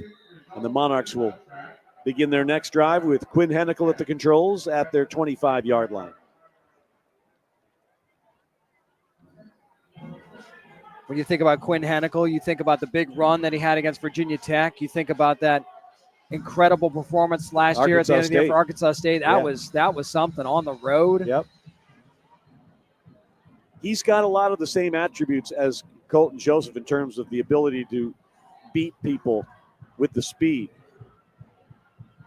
Frame might be a little bit different. Yep. But he's getting some extended time here today, and that's a good thing for he and the rest of the 2s and 3s. Here he's going to hand it up. Nope, he's going to keep it himself. Quinn Hennikel spins across the 30 to the 31. Got me on that one, too. Yeah, got me. The ball moves rather quickly, doesn't it? Well, that's part of the beauty of his game, though, is that Marcus Mariota-like ability to not know whether or not he has the ball. Under 12 to play, 44-7 Old Dominion, 2nd and 4 for the Monarchs after the 6-yard Quinn Hennikel run. Ball's on the far hash mark. ODU moving from left to right. The white helmets, Hudson blue jersey, white pants, blue stripe up the side. A couple of them. Markai James to the right of the quarterback. And he'll accept the handoff and keep the legs moving and maybe get a couple of yards. 3rd down coming up. Have to see what they're going to do here, if they decide to put one up or if they're content to just keep it on the ground at this point. 3rd and 1.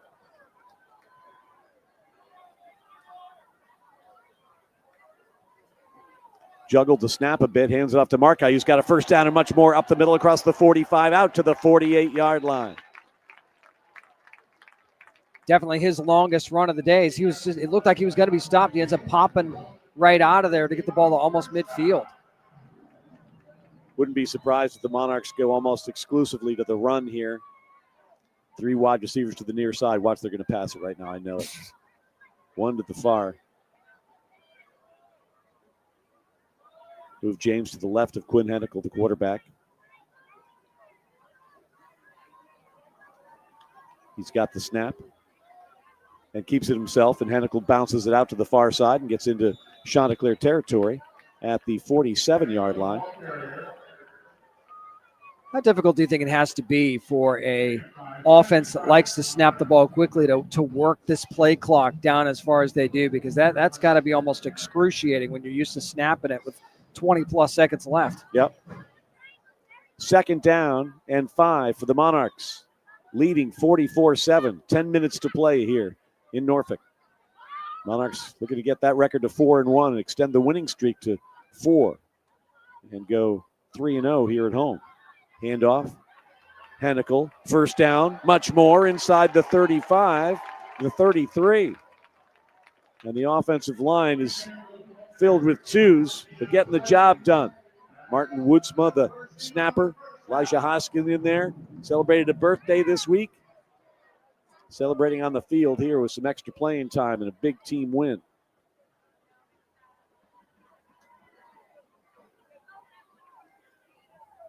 Hennikel taking his time, watching the play clock get to 11 seconds. They'll snap it at 9, and he'll throw it near side, and that ball's almost picked off. Low, intended for Lots, incomplete. Are they saying he caught that? No way. No, now they're saying incomplete. Fully on the field is an incomplete pass. That took a lot longer than it should have. Titus Myers and Lott are stacked on the near side. Their 2nd and 10 play.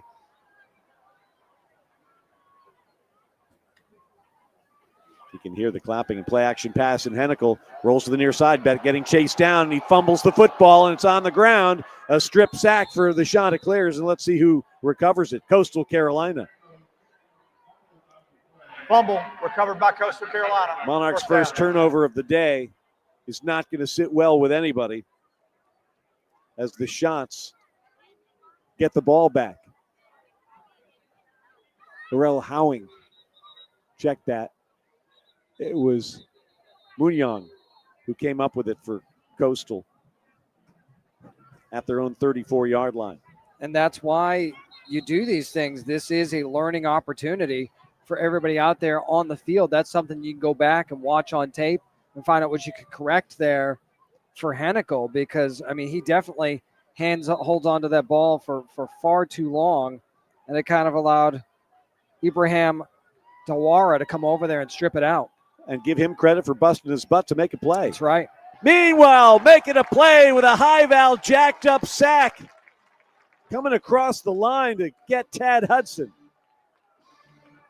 Great play right there, made by Hunter Malecki, the freshman from Lorton, Virginia.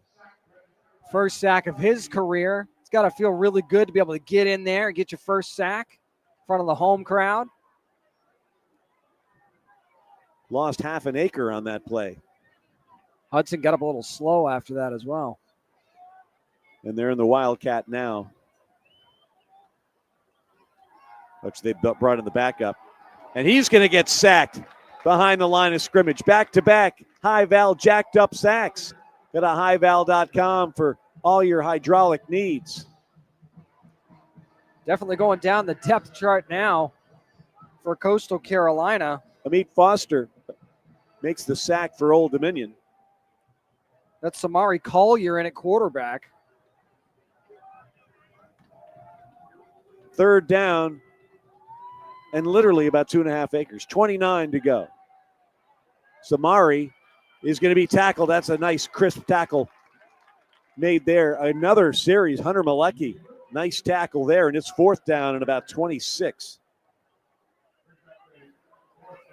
And I can't imagine you go for this, especially with a now what's essentially a fourth string quarterback in there for the Chants. Yeah, you need to punt this and even use your backup punter. You want to go out there and see if you could maybe, shank one? I'm sure they'd appreciate some help. I had a very short football history, and I was a punter linebacker. Oh, interesting. And they snapped it over my head, my first punt try ever. And that ended my career as a punter. Here's Roche fielding the punt. Flags are down, and he's down at the 43-yard line. We'll see what the marker is. It's right around where the tackle was made. During the return, holding number 20 on the return team. That penalty will be enforced 10 yards. First down. 6:48 to play. And we're going to take a timeout. Monarchs in control of Coastal Carolina's Chanticleers. It's 44-7, and this is the ODU Sports Network.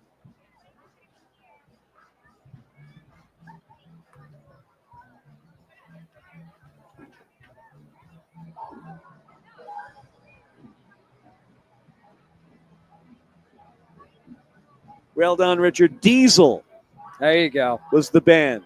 There you go. I don't know if Al's saying he knew it or just likes the popped corn. I think Al's on what? How many cups of popcorn do we think Al's on at this point? Well, he's stacking the cups up, and it's almost to the ceiling now. Oh, so he's got the popcorn snake going. Yes, Okay, he's got that's the very popcorn nice. Very snake. nice. I mean, new traditions are born every day. That's right. Maybe this is one. Maybe it's not. I don't know.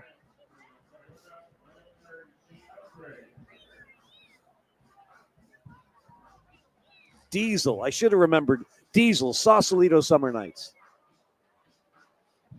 Seems catchy. Yeah. I'll have to actually listen to the whole thing at some point. Not one of the ones that I ever spun in my career. Okay.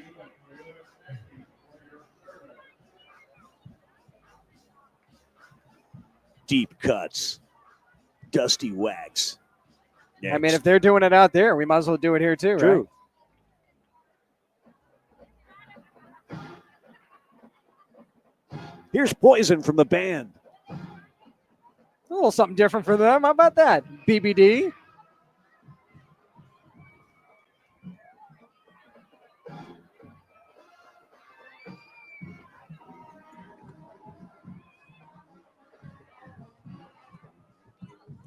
.548 to play. Make it 6:48. I think there's like a wire in front of the clock on the Atlantic Bay football complex, I believe you're right. which makes the 6 turn into a 5 for me. If you could make the 6 turn into a 5, that'd be great. I'd like to turn it into a 0, but you look straight across and it's 6:48. So enough of the housekeeping we've got going on here, but it is 44-7. Day began on Kaufman Mall. We'll be back there October 25th for homecoming. App State coming to town, but between now and then, Monarchs have a couple of major tests at Marshall next week, then at James Madison. There's a handoff on a 1st and 10 play. It's a 29 that goes nowhere. 2nd and 10 coming up. Got Hargrove in there running back now. Yep.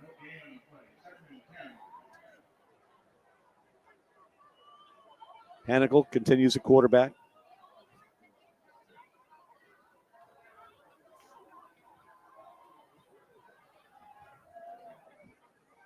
Taking his time with the clock moving.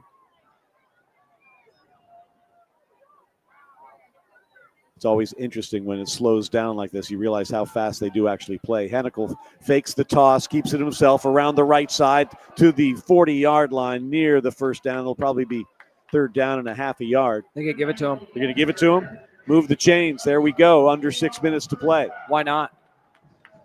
Monarch football postgame show coming up after this. James will head down to do some interviews. Andy Michaud will hop into the booth, get you some end zone interviews, our play of the game, stats. Richie's got to look at the scoreboard, and we'll look ahead to the trip to Huntington next week. Monarchs will be 4-1, having won their last 4 and being very impressive here tonight. Snapping a 2-game losing streak to these Chanticleers. There's Hargrove breaking a tackle, diving to the midfield stripe, and another first down. You don't get to see him get the burst too much, but when he turns on the afterburners, you see just how fast Travion Hargrove can be. Well, he went 80 yards with a jump pass. Somewhere Pat Conroy's smiling after that first half reenactment of one of his signature plays as a Monarch in his 1 year. Hargrove to the right of Quinn Henicle. 2 wide receivers to each side of the formation. A 1st and 10 for Old Dominion with 4:45 to play. Here's Quinn. Takes the snap, keeps it himself, up the middle, dives forward. Another 10-yard run for Old Dominion. They're piling up the yards. What are we getting to 550 at this point, James? We're well over 550 or 587 now. 587 now, looking at 600 yards. Meanwhile, the Chanticleers have 179 in the total yards department. Making about 270 on the ground for the Monarchs as well. 1st and 10 from the Coastal Carolina 40. Heading toward the 4-minute mark. They'd just love to take this the rest of the way down. Don't need any more points.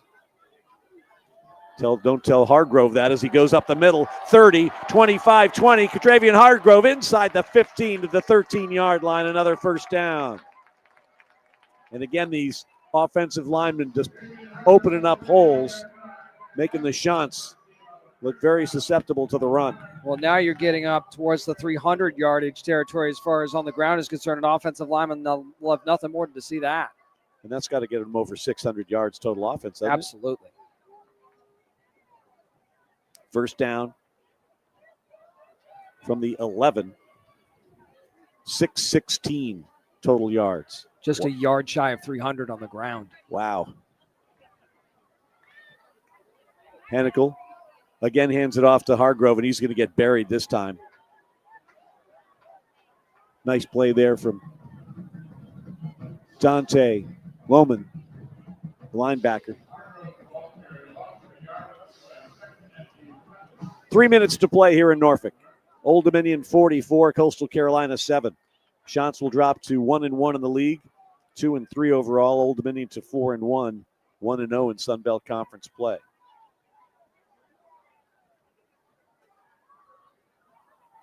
No hurry at all. 2nd down and 11. Hanicle keeps it himself, and it's got some open water to the far side. Makes a man miss inside the 5 to the 3-yard line. The 3rd down and about 1 for ODU, and the clock will go tick, tick, tick. Still can get a first down without getting a touchdown. And that might get you near kneel down territory, won't it? 2:14. Hennikel taken down at the 9. That should take us to the 2-minute warning. Ibrahim Delaware on that one. 2-minute timeout. And we come to the 2-minute timeout, and we'll take it with them. 2 minutes to play here in Norfolk. Old Dominion 44, Coastal Carolina 7 on the ODU Sports Network.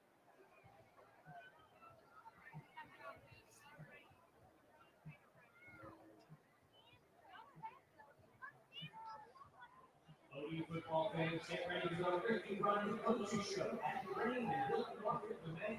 It's an inside track. So they're back at the 8 now. I think if you get the first down, you could run it out, right? Oh, yeah. But something tells me if they're able to get the first down, they'll probably be able to punch it in, too. Now, will they stop short of that? I don't know.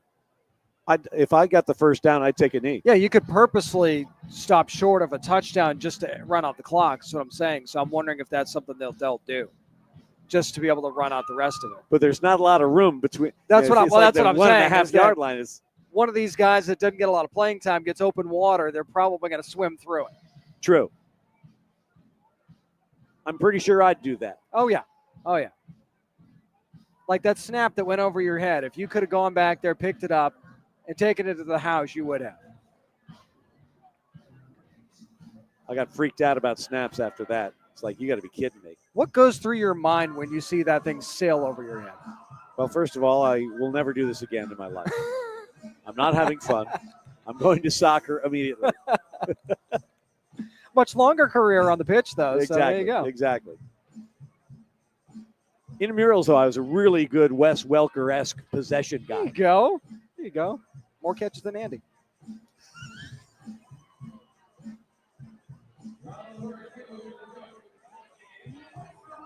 Two minutes to play.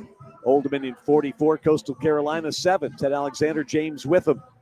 Watching this one from afar, and it's been an impressive showing for the Monarchs here tonight, James. Very much so. I mean, you are over 300 yards on the ground at this point. 619 total. Only 179 yards for the Chanticleers, which once again, last week was the fewest against an FBS team. Only 179 today. I don't know that the Chants are going to get north of that today, so we could have another just historic performance by the defense. It's funny when you've got it 44-7, you're talking about the defense. But, yes, they've turned the Chanticleers over.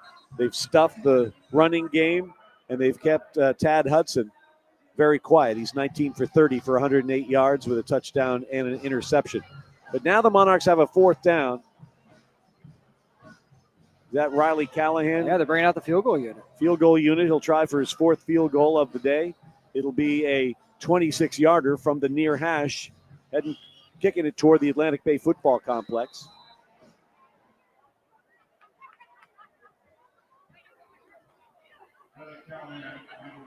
Brendan Durkin snaps it. Ian Brandt holds it. Riley Callahan kicks it. Snap, good. Hold, good. Kick is good. After missing from 50 his last time, Riley Callahan back in the win column here with a field goal that improves the Monarch advantage to 47-7, 1:56 to play. So you get to send your kicker home with a little bit of confidence after missing that long one. Monarch football presented in part by Under Armour. Under Armour, proud to outfit Old Dominion University football in the world's most innovative footwear, uniforms, and training gear. Visit UA.com today to see Under Armour's full range of performance gear and footwear. 619 total yards is the fourth most against an FBS team. How crazy is it that that's the fourth most? 619. What did we do against Idaho? Al that's was a good there that question. day. That's a good Al Al trip. remembers Idaho. That's right. I still am bummed I missed that. Epic trip to the Kibbe Dome. Not bad. Monarchs' first FBS win, right? That's right. 47-7, 1:56 to play. End over end kickoff. Be taken at the 3-yard line.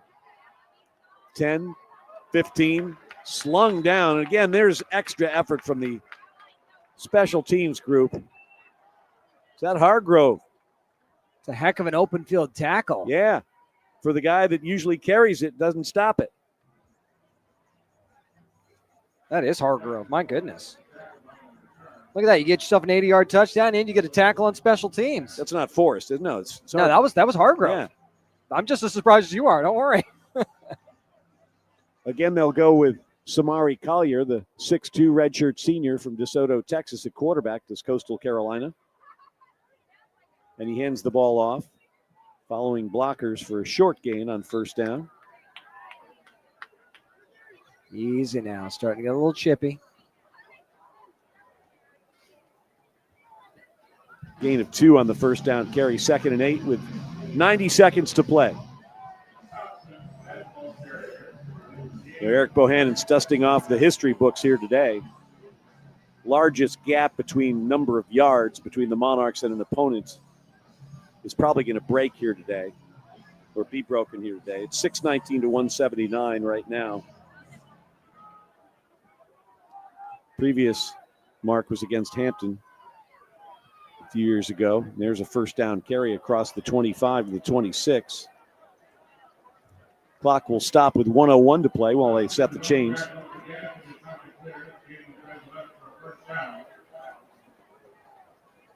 Rayshawn Townsend with the carry for Coastal Carolina. And the Chants aren't in any hurry, so they're just wanting to get on the bus and get out of here as well. 45 seconds to play. Could be the last snap of the ball game right here. And it'll be a handoff, and it'll be a tackle for loss from the defense. And that'll keep the Chants under 200 yards. Bring up a 2nd and 11 with 25 seconds to go. Will they I would run another play? They certainly don't have to. But nobody's shown any signs of walking across the field yet. 9 seconds to play. We're counting it down. And that is going to do it. The Monarchs, brilliant on both sides of the ball. And they get a huge win to start out Sun Belt Conference play. Final score here in Norfolk tonight. Old Dominion 47, Coastal Carolina 7. Monarch football postgame show next, right here on the ODU Sports Network.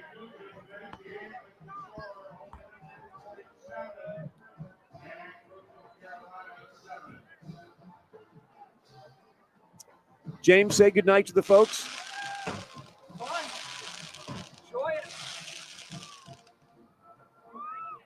Thanks for joining us. We'll see you from Huntington next Saturday.